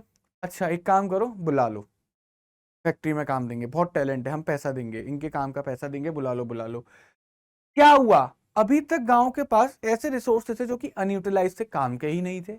अब इंडस्ट्रीज पहुंची वहां, उन्होंने उनके टैलेंट को देखा, उन्होंने कहा हम एम्प्लॉयमेंट देंगे, इनके अनयूटिलाइज टैलेंट को हम यूटिलाइज करेंगे। तो बेटा उन्होंने क्या करा, मोबिलाइज कर दिया, यानी कि जिस जगह पे उनकी कोई जरूरत नहीं थी उस जगह से उठाकर ऐसी जगह पे लेकर आए जहां पर उनकी जरूरत बढ़ गई, जिससे क्या हो गया, उनके लोकल रिसोर्सेज का यूटिलाइजेशन हो गया। अब क्या होता है, this helps in tapping on the resources, tapping on the resources like entrepreneur skill and small saving specially in the rural areas. अब बेटा क्या हो गया, अब रिसोर्सेज को और इंक्रीमेंट मिला, रिसोर्सेज बढ़ने लगे, रिसोर्सेज बहने लगे। बात है जैसे नल खोल देते पानी बहता है, इसी तरीके से रिसोर्सेज बहने लगे। अब अल्टीमेटली नेक्स्ट स्टेप क्या होगा, जब उनको काम मिलेगा तो उनके अंदर भी एक एंटरप्रेन्योरशिप स्किल डेवलप होगी कि भैया बिजनेस करा कैसे जाता है। बात ही समझ में या फिर नहीं आई। और जब वो इनकम करेंगे, जब पैसा कमाएंगे, तो उनके अंदर सेविंग्स की भी एक नीड डेवलप होगी। वो छोटी छोटी सेविंग्स करेंगे जो कि उनके लिए एज वेल एज कंट्री के लिए बहुत ज्यादा इंपॉर्टेंट है। बात आई समझ में। अब नेक्स्ट पढ़ते हैं कि भाई गवर्नमेंट क्या असिस्टेंट दे रही है, गवर्नमेंट क्या स्कीम लेकर आई है कि अगर कोई इंडस्ट्री सेटअप करना चाहता है बैकवर्ड एरिया में, रूरल एरियाज में या फिर हिली एरियाज में। देखो मेरी बात ध्यान से समझो, अभी तक इंडिया के अंदर हम लोग देखते हैं, हम बड़े बड़े शहरों का नाम लेते हैं, दिल्ली, मुंबई, ठीक है, या फिर और भी देखो कलकत्ता, बेंगलोर, चेन्नई, या ऐसे ही शहरों के बड़े बड़े शहरों के नाम लेंगे। हम कहते हैं भाई यहाँ पर इंडस्ट्रीज बहुत अच्छी डेवलप्ड है, यहाँ पर लोगों के पास पैसा है, they are earning really well, etcetera etcetera फलाना। अब द पॉइंट इज कि अगर हम बैकवर्ड एरियाज पे जाएं, रूरल एरिया गांव वगैरह में जाएं, बैकवर्ड एरिया में जाएं, या हिल्स के ऊपर जाएं, पहाड़ों के ऊपर जाएं, तो आप ये डेवलपमेंट वहां पर नहीं देख पाते, जिसकी वजह से इनका डेवलपमेंट तो आसमान छू रहा है और ये बेटा वहीं की वहीं स्टेबल है। स्टेबल नहीं है, मतलब वहीं की वहीं स्टैग्नेट है, ठीक है। तो क्या डिफरेंस है इन दोनों के अंदर, क्योंकि एक के पास इंडस्ट्रीज बहुत ज्यादा हैं और दूसरे के पास इंडस्ट्रियल डेवलपमेंट नहीं है। ये गवर्नमेंट ने देखा, ये गवर्नमेंट का मेन पॉइंट था, जिसकी वजह से क्या होता है, रीजनल इम्बेलेंस होता है कि एक एरिया तो बहुत ज्यादा अपॉर्चुनिटीज प्रोवाइड करवा रहा है, मुंबई को सपना का शहर बोला जाता है, दिल्ली को तो दिल वालों की बोला जाता है, ऐसे इनको नाम मिल गया क्योंकि इनके पास अपॉर्चुनिटीज हैं। बट यहाँ अपॉर्चुनिटीज क्यों नहीं है, क्योंकि यहाँ पर इंडस्ट्रीज नहीं है, यहाँ पर स्मॉल स्केल इंडस्ट्रीज नहीं है, इंडस्ट्रीज ही नहीं है। तो गवर्नमेंट ने बोला ओके, हम यहाँ पर स्मॉल स्केल इंडस्ट्रीज को सपोर्ट करेंगे, हम उन्हें बोलेंगे कि इन एरियाज में अपनी इंडस्ट्रीज खोलो, फैक्ट्रीज खोलो, सो दैट इन लोगों के पास भी एक रीजनल इम्बेलेंस खत्म होकर एक बैलेंस क्रिएट हो सके, यहाँ पर भी अपॉर्चुनिटीज लोगों को मिल सके। लोग यहाँ से छोड़ के इस जगह पे क्यों जाते हैं, क्यों जाते हैं? अगर मैं नोएडा की बात करूं तो मैं बता रहा हूं आपको कि नोएडा में 95% ऑफ द पॉपुलेशन ऐसी है जो कि बाहर की कंट्रीज से, बाहर की सिटीज से, दूसरी सिटीज से आके बसी हैं। रीजन, क्योंकि नोएडा के अंदर इंडस्ट्रीज डेवलप हो रही हैं, एम्प्लॉयमेंट अपॉर्चुनिटीज हैं, लोग वहां पर आके सेटअप हो रहे हैं, एक प्लान्ड सिटी है, तो एक अच्छा एनवायरनमेंट मिलता है लोगों को देखने का। क्लियर है? क्यों आ रहे हैं लोग? इसी वजह से। अगर मान के चलो मैं भी अलीगढ़ से नोएडा आया, क्यों? क्योंकि अलीगढ़ में मेरे लिए एम्प्लॉयमेंट अपॉर्चुनिटी मुझे लग रहा था इतनी नहीं है, लेकिन नोएडा मुझे बेटर एम्प्लॉयमेंट अपॉर्चुनिटी दे रहा है। रीजन बीइंग क्योंकि वो एक एरिया ऐसा है जहां पर अभी इतनी इंडस्ट्री सेटअप नहीं हुई है, सिंपल। तो ये अपॉर्चुनिटी मेरे को क्यों दे रहा है? क्योंकि यहाँ पर इंडस्ट्रीज हैं, तो गवर्नमेंट इसी रीजनल इम्बेलेंस को खत्म करना चाहती है, क्योंकि लोग फिर अल्टीमेटली पता क्या होगा ना, इन एरियाज को छोड़ छोड़ कर यहाँ पर आके स्टार्ट हो जाएंगे, पूरी पॉपुलेशन इधर आ जाएगी, इन एरियाज के अंदर पॉपुलेशन बहुत कम हो जाएगी, फिर इन एरिया का ध्यान कौन रखेगा? ये तो थोड़ा सा रीजनल इम्बेलेंस हुआ ना, कि एक एरिया तो आसमान छू रहा है और एक एरिया के पास कोई भी अपॉर्चुनिटी नहीं है। तो गवर्नमेंट ने यही रीजनल इम्बेलेंस खत्म करने को कुछ स्कीम्स लेकर आए। अब इन स्कीम्स को देखो, तो गवर्नमेंट ने कुछ स्कीम लेकर आया, असिस्ट करा कि रूरल एरियाज, बैकवर्ड और हिली एरियाज में अगर आप इंडस्ट्री लगाओगे तब। तो कुछ गवर्नमेंट प्रोग्राम लेकर आई स्मॉल एंड रूरल इंडस्ट्रीज के लिए। पहला इंस्टीट्यूशनल सपोर्ट, दूसरा incentive offered by the government to SSI. SSI मतलब स्मॉल स्केल इंडस्ट्रीज। तो इंस्टीट्यूशनल सपोर्ट मतलब गवर्नमेंट ने कुछ इंस्टीट्यूट बना दिए, कुछ ऑर्गेनाइजेशंस बना दिए, कुछ ग्रुप बना दिए जो कि हेल्प करेंगे ऐसी इंडस्ट्रीज की जो कि बैकवर्ड एरियाज में, हिली एरियाज में, रूरल एरियाज में जाकर अपनी इंडस्ट्रीज को सेटअप करेंगे और कुछ फायदे भी देना उनको स्टार्ट करे। तो गवर्नमेंट ने दो दो कैटेगरी में अपनी स्कीम्स को डिवाइड करा, अपने जो क्या बोलते हैं असिस्टेंट है उसको डिवाइड करा। अब पहला देखते हैं इंस्टीट्यूशनल सपोर्ट, उसने कौन कौन से इंस्टीट्यूट बनाए हैं। पहला जो उसने इंस्टीट्यूट बनाया है वो बनाया national small industries corporation, NSIC. अब एनएसआईसी जो सेटअप हुआ था वो हुआ था 1955 में, जिसका काम क्या था, प्रमोट करना, फॉस्टर करना, यानी कि तेज करना किसकी ग्रोथ को, एसएसआई की ग्रोथ को, स्मॉल स्केल इंडस्ट्रीज की ग्रोथ को तेज करना, स्मॉल स्केल इंडस्ट्री की ग्रोथ को प्रमोट करना, कि भाई ये बहुत इंपॉर्टेंट है। क्यों इंपॉर्टेंट है, मैंने बताया अभी थोड़ी देर पहले ही। क्लियर है? तो गवर्नमेंट इनको क्या करना चाह रही है, प्रमोट करना चाह रही है। तो एनएसआईसी का फोकस क्या है, फोकस क्या है, to supply indigenous and imported machine in easy installment. भाई इंडस्ट्रीज को मशीन्स तो चाहिए ही चाहिए, तो इंडिजीनियस यानी कि जो हमारे पास जो इंडिया के अंदर बनती हैं, और जो मशीन्स बाहर बनती हैं तो भैया उनको इंपोर्ट कराओ और इंडिया की मशीन्स को भी इन लोगों को प्रोवाइड कराओ, सप्लाई करो इजी इंस्टॉलमेंट में। हम आपको इंस्टॉलमेंट में दे देंगे 10 लाख रुपए की मशीन दी, आप एक काम करना 1-1 लाख रुपए हर महीने देते रहना, 10 महीने में आप ये आपकी मशीन हो जाएगी, हम आपको इतना प्रोवाइड करेंगे। ठीक है। Second, to procure and supply imported raw material. NSIC का काम क्या है कि भैया रॉ मटेरियल को इंपोर्ट करो, क्योंकि अभी हमारे पास उतना रॉ मटेरियल नहीं है कि हम अपनी इंडस्ट्री को ठीक से चला पाए, तो कुछ हमें रॉ मटेरियल्स इंपोर्ट भी करने पड़ते हैं। तो क्या करते हैं, इंपोर्ट करते हैं रॉ मटेरियल को, और ऐसी स्मॉल स्केल इंडस्ट्री जो कि बैकवर्ड एरियाज में है उनको रॉ मटेरियल क्या करती है, सप्लाई करती है, इंपोर्टेड रॉ मटेरियल सप्लाई करती है, ताकि उनकी कभी प्रोडक्शन रुके ना और वो ग्रो करती चली जाए। और सबसे important, SSI small scale industries के प्रोडक्ट को एक्सपोर्ट करना ताकि उनको भी एक अच्छा अमाउंट ऑफ प्रॉफिट मिल सके, उनका भी एक हौसला बढ़ सके, कॉन्फिडेंस बढ़ सके, एंथुसियास्टिक हो सके वो लोग, क्योंकि उनका प्रोडक्ट एक्सपोर्ट हो रहा है। तो काफी ज्यादा बेनिफिट मिलेगा इंडिया को भी ऑन अ कंट्री के लेवल पर, एज वेल एज इन लोगों को भी on a individual level. Provide करना उनको एडवाइसेस, उनको मेंटर करना क्लियर है, मतलब उनको बताना कि क्या तुम गलत कर रहे हो, क्या तुम ठीक कर रहे हो, अगर तुम्हारी कोई प्रॉब्लम है तो उस प्रॉब्लम के ऊपर एडवाइसेस देना, उनको मेंटोर करना कि ये काम होना है, किस तरह से होना है, हमें देखो हम सिखाते हैं तुम्हें। तो बेसिकली उनको हेल्प कर रहे हैं, एज अ गुरु हेल्प कर रहे हैं। उनको टेक्नोलॉजिकल असिस्टेंट देना। बेटा अब एक बार बताओ मेरे को, 1955 में टेक्नोलॉजी वर्ड बहुत से लोगों ने सुना भी नहीं होगा। उस टाइम पर टेक्नोलॉजी असिस्टेंट देना तो काफी अच्छी स्कीम थी ये, स्मॉल स्केल इंडस्ट्रीज के लिए। डेवलप करना software technology part and technology transfer. तो बेसिकली आज के टाइम पर चीजें बदल रही हैं, इंटरनेट के आने के बाद काफी टेक्नोलॉजी जो है एक मैं कह सकता हूँ सॉफ्टवेयर टेक्नोलॉजी में कन्वर्ट हो चुकी है। तो सॉफ्टवेयर टेक्नोलॉजी सिखाना, टेक्नोलॉजी ट्रांसफर सिखाना कि अब अगर आपके पास कोई टेक्नोलॉजी है तो how can you transfer the technology to the other enterprises, ताकि लोगों का भी फायदा हो। क्लियर है, ये चीज भी सिखाई थी। तो बेसिकली बहुत चीजें सिखाई गई थी। मेनली जो रखा उनको एक इंफ्रास्ट्रक्चर प्रोवाइड करना कि भैया मशीन्स वगैरह दे दो, प्रोडक्शन ना रुके, रॉ मटेरियल दे दो तो प्रोडक्शन स्टार्ट हो जाएगा। फिर उसके बाद जो प्रोडक्ट बनकर आएगा उसको हम एक्सपोर्ट करेंगे, ठीक है, हम एडवाइसेस देंगे, आपको सिखाएंगे, उसके बाद आपको टेक्नोलॉजिकल असिस्टेंट भी देंगे कि भैया मशीन वगैरह चलनी कैसी है। क्लियर है, और उसके बाद हम लोग आपको सॉफ्टवेयर टेक्नोलॉजी भी सिखाएंगे। अब आता था डिस्ट्रिक्ट इंडस्ट्री सेक्टर, DIC। अब डिस्ट्रिक्ट समझ में आ गया होगा, तो small scale industry in the district, ठीक है। The district program was started on 1 May 1978 to provide assistance to small scale industries at the district level। यानी कि वो स्मॉल स्केल इंडस्ट्री जो कि एक डिस्ट्रिक्ट में ही है, ऐसी स्मॉल स्केल इंडस्ट्रीज को असिस्टेंट प्रोवाइड करवाना इन DICs का काम था। क्लियर।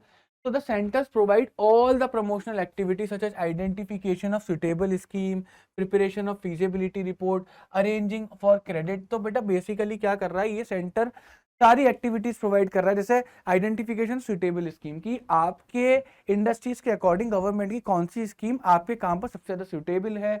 फीजिबिलिटी रिपोर्ट की व्हाट आर यू थिंकिंग, वो फीजिबल है या नहीं है, वो पॉसिबल है या नहीं है, अगर आप जो प्लान लेके चल रहे हो वो कितना ज्यादा सक्षम होने वाला आगे चल के, ये चीज पता करना।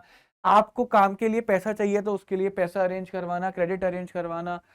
These centers promote entrepreneur attitude। entrepreneur attitude को प्रमोट करते थे, रूरल एरियाज में जाते थे, गांव वगैरह में कहते थे अगर आपको कोई काम देने वाला नहीं है तो अपने लिए खुद काम करो, लोगों के लिए काम बनाओ। सिंपल, कोई आपको काम नहीं दे रहा, आप खुद काम करो, लोगों को काम दो। ठीक है, तो DIC is a institution at the district level which provide all services and support to the entrepreneur for setting up small scale businesses. सारा सपोर्ट प्रोवाइड करवाता था ताकि कोई भी अपना स्मॉल स्केल बिजनेस क्या कर सके, स्टार्ट कर सके। ठीक है, जैसे आइडेंटिफाई करना सुटेबल स्कीम को कि भैया तुम्हारे लिए कौन सी स्कीम ठीक रहेगी, फीजिबिलिटी रिपोर्ट बनाना, क्रेडिट अरेंज करना, एक्सेट्रा एक्सेट्रा। ब्रॉडली सबसे मेन मतलब कंक्लूजन है DIC are trying to bring change. वो चेंज लाना चाहता है किसमें, rural attitude, rural and entrepreneurs में। वो कहना चाहता है सुनो, दुनिया तुम्हें इग्नोर कर रही है, दुनिया तुम्हें काम नहीं दे रही, भाड़ में जाने दो, तुम अपना काम चालू करो, तुम अपना बिजनेस करो। लोग तुम्हें काम नहीं दे रहे, तुम लोगों को काम दो, एटीट्यूड चेंज करो, अपना बिजनेस स्टार्ट करो। क्योंकि अगर गांव के अंदर 100 लोग हैं और 2 लोग भी बिजनेस स्टार्ट करते हैं और वो 2 लोग भी 50-50 लोगों को एम्प्लॉयमेंट देने लग जाएंगे ना, तब भी एक गांव का भला हो जाएगा। तो कहते हैं कोई तुम्हें काम नहीं दे रहा, तुम खुद काम करो, लोगों को काम दो। तो DIC इस एटीट्यूड को चेंज कर रहा है। तो the DIC is emerging a focal point और economic and industrial growth at the district level. और डिस्ट्रिक्ट लेवल पर बेटा लोगों की सोच बदल रहा है, लोगों का फोकल पॉइंट बदल रहा है, फोकस बदल रहा है। ठीक है, अब क्या इंसेंटिव प्रोवाइड करवाती है government for the industries in rural areas. देखो यहाँ पर सबसे पहले जो ये 3 पॉइंट्स हम लोग पढ़ेंगे, ये बताएगा नीड, क्या इनकी नीड है, क्या इनका नीड है। तो ये अभी मैंने बताया था कि इंडिपेंडेंस के बाद कुछ एरिया में, जो कुछ कंट्रीज में ऐसे एरियाज थे जो कि जो डेवलप हो रहे थे रैपिडली, लेकिन कुछ एरियाज ऐसे भी थे जो कि बैकवर्ड, यानी कि वो डेवलपमेंट नहीं हो रहा था या फिर अंडर डेवलपमेंट थे। लेकिन balance regional growth and development is a must. क्यों जरूरी है बैलेंस रीजनल ग्रोथ, क्यों जरूरी है हर रीजन का, हर एरिया का डेवलप होना, to provide employment opportunities all the areas. वही जो मैं आपको बता रहा हूँ कि अगर हर एरिया में एम्प्लॉयमेंट अपॉर्चुनिटी होगी, चाहे वो rural areas, urban areas, backward areas, hilly areas, पहाड़ों पर भी इतनी एम्प्लॉयमेंट अपॉर्चुनिटी नहीं होती, पहाड़ी लोग भी आते हैं ऐसी बड़ी बड़ी मेट्रोपॉलिटन सिटीज में आके काम करते हैं। ठीक है, तो हर जगह पर एम्प्लॉयमेंट अपॉर्चुनिटी हो, लोग अपने शहर, अपना घर, अपना एरिया छोड़ के जाएंगे ही नहीं। To develop local skills and resources, जो आपके पास लोकल ऐसे लेबर है ना आपके पास, ऐसे रिसोर्सेज हैं, ऐसे स्किल्स हैं जिनके थ्रू आप बिजनेस कर सकते हो, ऐसे रिसोर्सेज है बिजनेस कर सकते हो, तो बेटा उनको क्या करना, उनको डेवलप करना। भैया अपने आसपास देखो कितनी सारी चीजें हैं। To restrict the migration of people to the urban areas, यही तो मैं तुम लोगों को बता रहा था। और ये रेस्ट्रिक्शन लगेगा कैसे? ये रेस्ट्रिक्शन लगेगा जब उनके पास वहीं पर एम्प्लॉयमेंट अपॉर्चुनिटी होगी, वहीं पर ऐसे लोग होंगे जो कि इनकी स्किल्स को समझ सके, जो कि उनको समझ सके। तो why there is a need to go outside? No, there is no need to go outside. बात आ गई समझ में या फिर नहीं आई? अब जैसे एक एक वाक्य हुआ था जब लॉकडाउन तब हुआ था 2020 में आई थिंक, नहीं नहीं अभी यूक्रेन रशिया वॉर जब हुआ था, तो गवर्नमेंट के कहते हैं ना एक तरीके से होश उड़ गए थे, गवर्नमेंट वाज शॉक्ड ये जानकर कि इंडिया का कितना स्टूडेंट यूक्रेन जाता है पढ़ने के लिए, रशिया जाता है, यूक्रेन जाता है पढ़ने के लिए। गवर्नमेंट ने डेटा निकाला, गवर्नमेंट के होश उड़ गए कि क्यों जा रहा है, क्यों इतने लोग बाहर जा रहे हैं पढ़ने के लिए। तो गवर्नमेंट ने देखा क्योंकि इंडियन गवर्नमेंट के पास अच्छा इंफ्रास्ट्रक्चर है, मैं नहीं कहता नहीं है, बट सुइटेबल इंफ्रास्ट्रक्चर नहीं है कि भैया जितनी लोग हैं यहाँ पर काबिल, उतना अच्छा इंफ्रास्ट्रक्चर उनके पास नहीं है। गवर्नमेंट ने उस चीज के ऊपर एक्शन लेना स्टार्ट करा कि नहीं हमारा टैलेंट बाहर जा रहा है, हम ऐसा नहीं करेंगे। और देखते देखते गवर्नमेंट ने अनाउंस करा कि अब और मेडिकल कॉलेजेस इंडिया के अंदर ओपन होंगे जो कि इंटरनेशनल स्टैंडर्ड्स के ऊपर बेस्ड होंगे, जो कि इंटरनेशनली सबको टक्कर देंगे, ये गवर्नमेंट ने बोला। तो ऐसे ही होता है बेटा, जब अपॉर्चुनिटी हमें दूसरे एरिया में ज़्यादा अच्छी मिलती है हम जाते हैं भाई, सीधी सी बात है, हमें भी अपना जीवन चलाना है। बट अगर वहीं पर हमें अपने घर के आसपास ही अपॉर्चुनिटी मिल जाए तो। अब वर्क फ्रॉम होम में आप लोगों ने देखा होगा कि क्या हुआ था वर्क फ्रॉम होम के टाइम पर, जब लॉकडाउन हुआ था कोविड के टाइम पर, तो लोगों का वर्क फ्रॉम होम हो गया था। वर्क फ्रॉम होम होते ही लोग अपने अपने घर चले गए थे।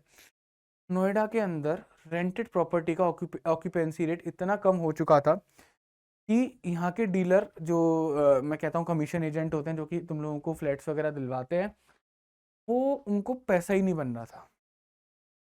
क्यों? क्योंकि नोएडा के अंदर मैंने अभी बताया ना, जनता काम करने वाली ज़्यादा है यहाँ पर, वो रहती कहीं और थी बट वो छोड़कर अब नोएडा शिफ्ट हो चुकी है।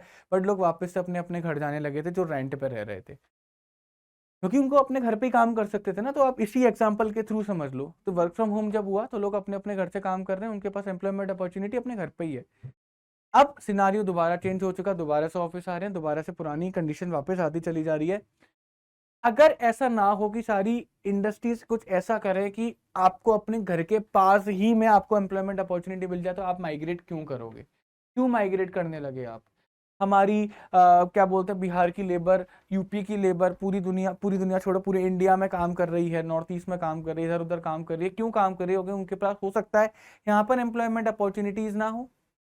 बात ही समझ में आनी है। मैं देखता हूँ बिहार की लेबर यूपी आ रही है, क्यों आ रही है? वाई? क्यों क्यों आ रही है? हो सकता है वहां पर एम्प्लॉयमेंट अपॉर्चुनिटी ना हो। तो अगर इंडस्ट्रियल डेवलपमेंट किसी एरिया में ठीक है और उसी एरिया में आपको क्या बोलते हैं प्रॉपर प्रॉपर एक एम्प्लॉयमेंट अपॉर्चुनिटी मिलेगी, तो क्यों इंसान छोड़कर दूसरी जगह पर जाएगा? मुझे समझ में नहीं आता क्यों जाएगा। क्लियर है? तो इसी वजह से बेटा रेस्ट्रिक्ट करना चाहते हैं migration of people to the urban areas. तो कहते हैं you belong to the rural areas, you are the king of the rural areas. आप किंग हो तो अपने किंगडम को बढ़ाओ, रूरल एरियाज को डेवलप करो। We want you to do that. और वो कैसे हो सकता है? जब वहीं पर एम्प्लॉयमेंट अपॉर्चुनिटीज मिलेंगी। तो बैलेंस रीजनल डेवलपमेंट के लिए और रूरल बैकवर्ड एरिया को डेवलप करने के लिए गवर्नमेंट ने कुछ इंसेंटिव प्रोवाइड करा है, कुछ फायदे प्रोवाइड करा है। पहली बात लैंड। तो every state offers development plots for setting up small industries. तो स्मॉल इंडस्ट्री से सेटअप करने के लिए हर स्टेट गवर्नमेंट प्लॉट्स प्रोवाइड करवाती है। Some states don't charge rent in initial years while some allow payment in the installment. तो देखो फायदे तो दे रही है ना, कुछ कहती है कि ठीक है कोई बात नहीं, इनिशियल डेज में रेंट मत देना प्रॉपर्टी का, या फिर दे देना कोई बात नहीं, जब वो इंस्टॉलमेंट्स में छोटा छोटा करके पैसा दे देना, don't worry about it all. Second, power. Some states are giving exemption and charge no amount in the initial year. Initial years में गवर्नमेंट कुछ एग्जाम दे देती है, अमाउंट चार्ज नहीं करती, लेकिन कुछ गवर्नमेंट 50% तक की सब्सिडी दे देती है। मतलब basically government are supporting their small scale industries की भैया आओ सेटअप करो, जमीन हम देंगे, पावर हम देंगे, इनिशियली आपको सोचने की जरूरत नहीं है, सब फ्री है। अगर फ्री भी नहीं होगा तो आपको बहुत सस्ते में हम लोग दे देंगे। Third, water. water is supplied on a no profit no loss basis with a 50% concession or exemption from water charges for a period of 5 years। बोलते हैं भैया 5 साल के लिए आप आओ, जितना खर्चा हमें आप तक पानी पहुंचाने में लगेगा हम उतना ही खर्चा आपसे लेंगे, ना हम लॉस में जाएंगे ना हम प्रॉफिट में जाएंगे। तो no loss no profit basis पर हमको वाटर सप्लाई करेंगे। कंसेशन रेट हम लोग क्या बोलते हैं, कंसेशन रेट 50% तक कर देंगे, और ऐसा फायदा आपको स्टार्टिंग के 5 साल देंगे। तो आपको इनिशियल डेज में अपनी इंडस्ट्री को सेटअप करने में कोई भी प्रॉब्लम नहीं होगी। तो गवर्नमेंट आपको पूरा सपोर्ट कर रही है। Goods and services tax, small industry with less than 40 lakh turnover, जिनका टर्नओवर 40 लाख से कम है, आर कंप्लीटली एग्जेम्प्टेड। आपको जीएसटी देने की जरूरत ही नहीं है, चाहे आप रजिस्टर्ड हो चाहे आप रजिस्टर्ड नहीं हो, चाहे आप रजिस्टर्ड हो चाहे आप रजिस्टर्ड नहीं हो। देखो इसके अंदर ना गवर्नमेंट ने कुछ एसईजीज बना रखे हैं, स्पेशल इकोनॉमिक जोन्स बना रखे हैं। तो जब जीएसटी के अंदर गवर्नमेंट एसईजीज लेकर आई तो उनको ना बड़ा फायदा दिया, बहुत सारे एग्जेम्पशंस दिए। क्यों? क्योंकि गवर्नमेंट को पता है कि अगर ये कोई इंडस्ट्री किसी ऐसे स्पेशल इकोनॉमिक जोन्स में चल रही है जहां पर अल्टीमेटली कंट्री को फायदा होने वाला है, तो भैया अगर वो टैक्स देंगे तो इतना फायदा नहीं होगा, लेकिन अगर वो वहां पर काम कर रहे हैं तो बहुत ज्यादा फायदा होने वाला है। बात आई समझ में? और गवर्नमेंट बोलती है कि भाई because you are in the backward area, ठीक है, आपकी यूनिट जो है बैकवर्ड एरिया में, आपकी फैक्ट्री बैकवर्ड एरिया में है, तो हम आपको स्कार्स रिसोर्सेज को अलॉट करने में भी हेल्प करेंगे। जैसे हम आपको सीमेंट प्रोवाइड करवाएंगे, सरिया प्रोवाइड करवाएंगे, लोहा प्रोवाइड करवाएंगे, स्टील प्रोवाइड करवाएंगे। Don't worry about it at all. आप रॉ मटेरियल की चिंता मत करो, हम आपको यहाँ पर जो रॉ मटेरियल नहीं आ सकता हमारी जिम्मेदारी, हम आपको प्रोवाइड करवाएंगे। सिक्स्थ है फाइनेंस, आखिरी में पैसा। 10 से 15% सब्सिडी दी जाती है अगर आप कोई कैपिटल एसेट बना रहे हो। फॉर एग्जांपल अगर आपने कोई बिल्डिंग बनाई 1 करोड़ रुपए की, तो गवर्नमेंट बोलेगी ठीक है 10 लाख रुपए हम दे देंगे या 15 लाख रुपए हम दे देंगे। 1 करोड़ का 10 to 15% हम अपनी जेब से भरने को तैयार है। लोन्स भी ऑफर करे जाते हैं कंसेशनल रेट में, यानी कि सस्ते इंटरेस्ट रेट पर। And various startup investment schemes are offered by the government. तो गवर्नमेंट ना कुछ लोन्स वगैरह भी ऑफर करती है काफी सस्ते इंटरेस्ट रेट पर, है ना, और साथ के साथ कुछ स्टार्टअप स्कीम्स को भी आपके लिए लेकर आती है। क्लियर है? तो ये इतना आपको समझ में आ गया होगा कि why there is a need for the small scale industries in India. सबसे इंपॉर्टेंट जो काम होता है वो होता है भैया रीजनल इम्बेलेंस को खत्म करना। अगर हम लोग पूरा एक कॉन्सेप्ट उठा के देखें तो रीजनल इम्बेलेंस को खत्म करना। अब रीजनल इम्बैलेंस को खत्म करने के लिए जितने भी स्टेप्स लिए जाते हैं वो सारे steps individual level as well as the country level दोनों पर जाकर बहुत फायदे देते हैं। जैसा कि भैया इंडस्ट्री सेटअप करो, तो इंडस्ट्री सेटअप करने का मेन पर्पस क्या है? रीजनल इम्बैलेंस को खत्म करना। तो जब रीजनल इम्बैलेंस खत्म होगा तो ऑटोमेटिकली एम्प्लॉयमेंट अपॉर्चुनिटीज होंगी, जब एम्प्लॉयमेंट अपॉर्चुनिटीज होंगी तो एरिया का डेवलपमेंट होगा। बात आई समझ में? आप एक काम करना, एक मोहल्ले में जाना जहाँ पर कुछ भी नहीं है, कुछ भी नहीं है, और उस मोहल्ले में हर महीने 1 लाख रुपए 1-1 लाख रुपए बांटते चले जाना। 100 लोगों में 1-1 लाख रुपए हर महीने बांटते चले जाना। आप देखोगे लोगों का स्टैंडर्ड ऑफ लिविंग बढ़ने लगेगा, तो लोगों के पास पैसा पहुंचा। अब इस केस में तो आप जब उनको पैसा दे रहे हो तो बदले में कुछ ले नहीं रहे, लेकिन अगर वहीं पर आप इंडस्ट्री सेटअप कर दोगे तो आपके पास पैसा देने का रीजन होगा। आई बात समझ में? नहीं, आपके लिए पैसा देना आसान बन जाएगा। तो गवर्नमेंट बेसिकली बस यही चाहती है, जब आप इंडस्ट्री वहाँ पे सेटअप कर दोगे तो हर महीने उन लोगों के पास पैसा पहुंचेगा। जब पैसा पहुंचेगा उस पैसे को खर्च करेंगे, जब पैसा खर्च करेंगे तो उनका स्टैंडर्ड ऑफ लिविंग बढ़ेगा, और जब वो पैसा खर्च करेंगे तो किसी और की इनकम होगी, किसी और की इनकम होगी। तो अगर मान के चलो 20 लोग ही फैक्ट्री में काम कर रहे हैं और 20 लोग कमा के जा रहे हैं, और जब वो खर्चा करेंगे तो बाकी 20 लोगों को भी एम्प्लॉयमेंट मिलेगा, क्योंकि वो खर्चा करेंगे किसके ऊपर ना, तो वो लोग अपना बिजनेस स्टार्ट कर देंगे। तो बेसिकली जिस जगह पर पैसा खर्च होना स्टार्ट हो जाता है ना, उस जगह पर डेवलपमेंट होना ही होना है। ठीक है, एम्प्लॉयमेंट अपॉर्चुनिटीज इसी वजह से इंपॉर्टेंट है, एम्प्लॉयमेंट इसी वजह से इंपॉर्टेंट है। ठीक है, तो आई थिंक आपको ये चैप्टर बहुत अच्छे से समझ में आ गया होगा, आपको थोड़ा सा एक डिफरेंट व्यू मिला होगा। ठीक है, बहुत मजा आएगा आपको लेक्चर में। तो बच्चों तब तक के लिए मिलते हैं फिर ऐसी इंपॉर्टेंट इंटरेस्टिंग लेक्चर्स में। ठीक है, तब तक के लिए goodbye everyone, take care.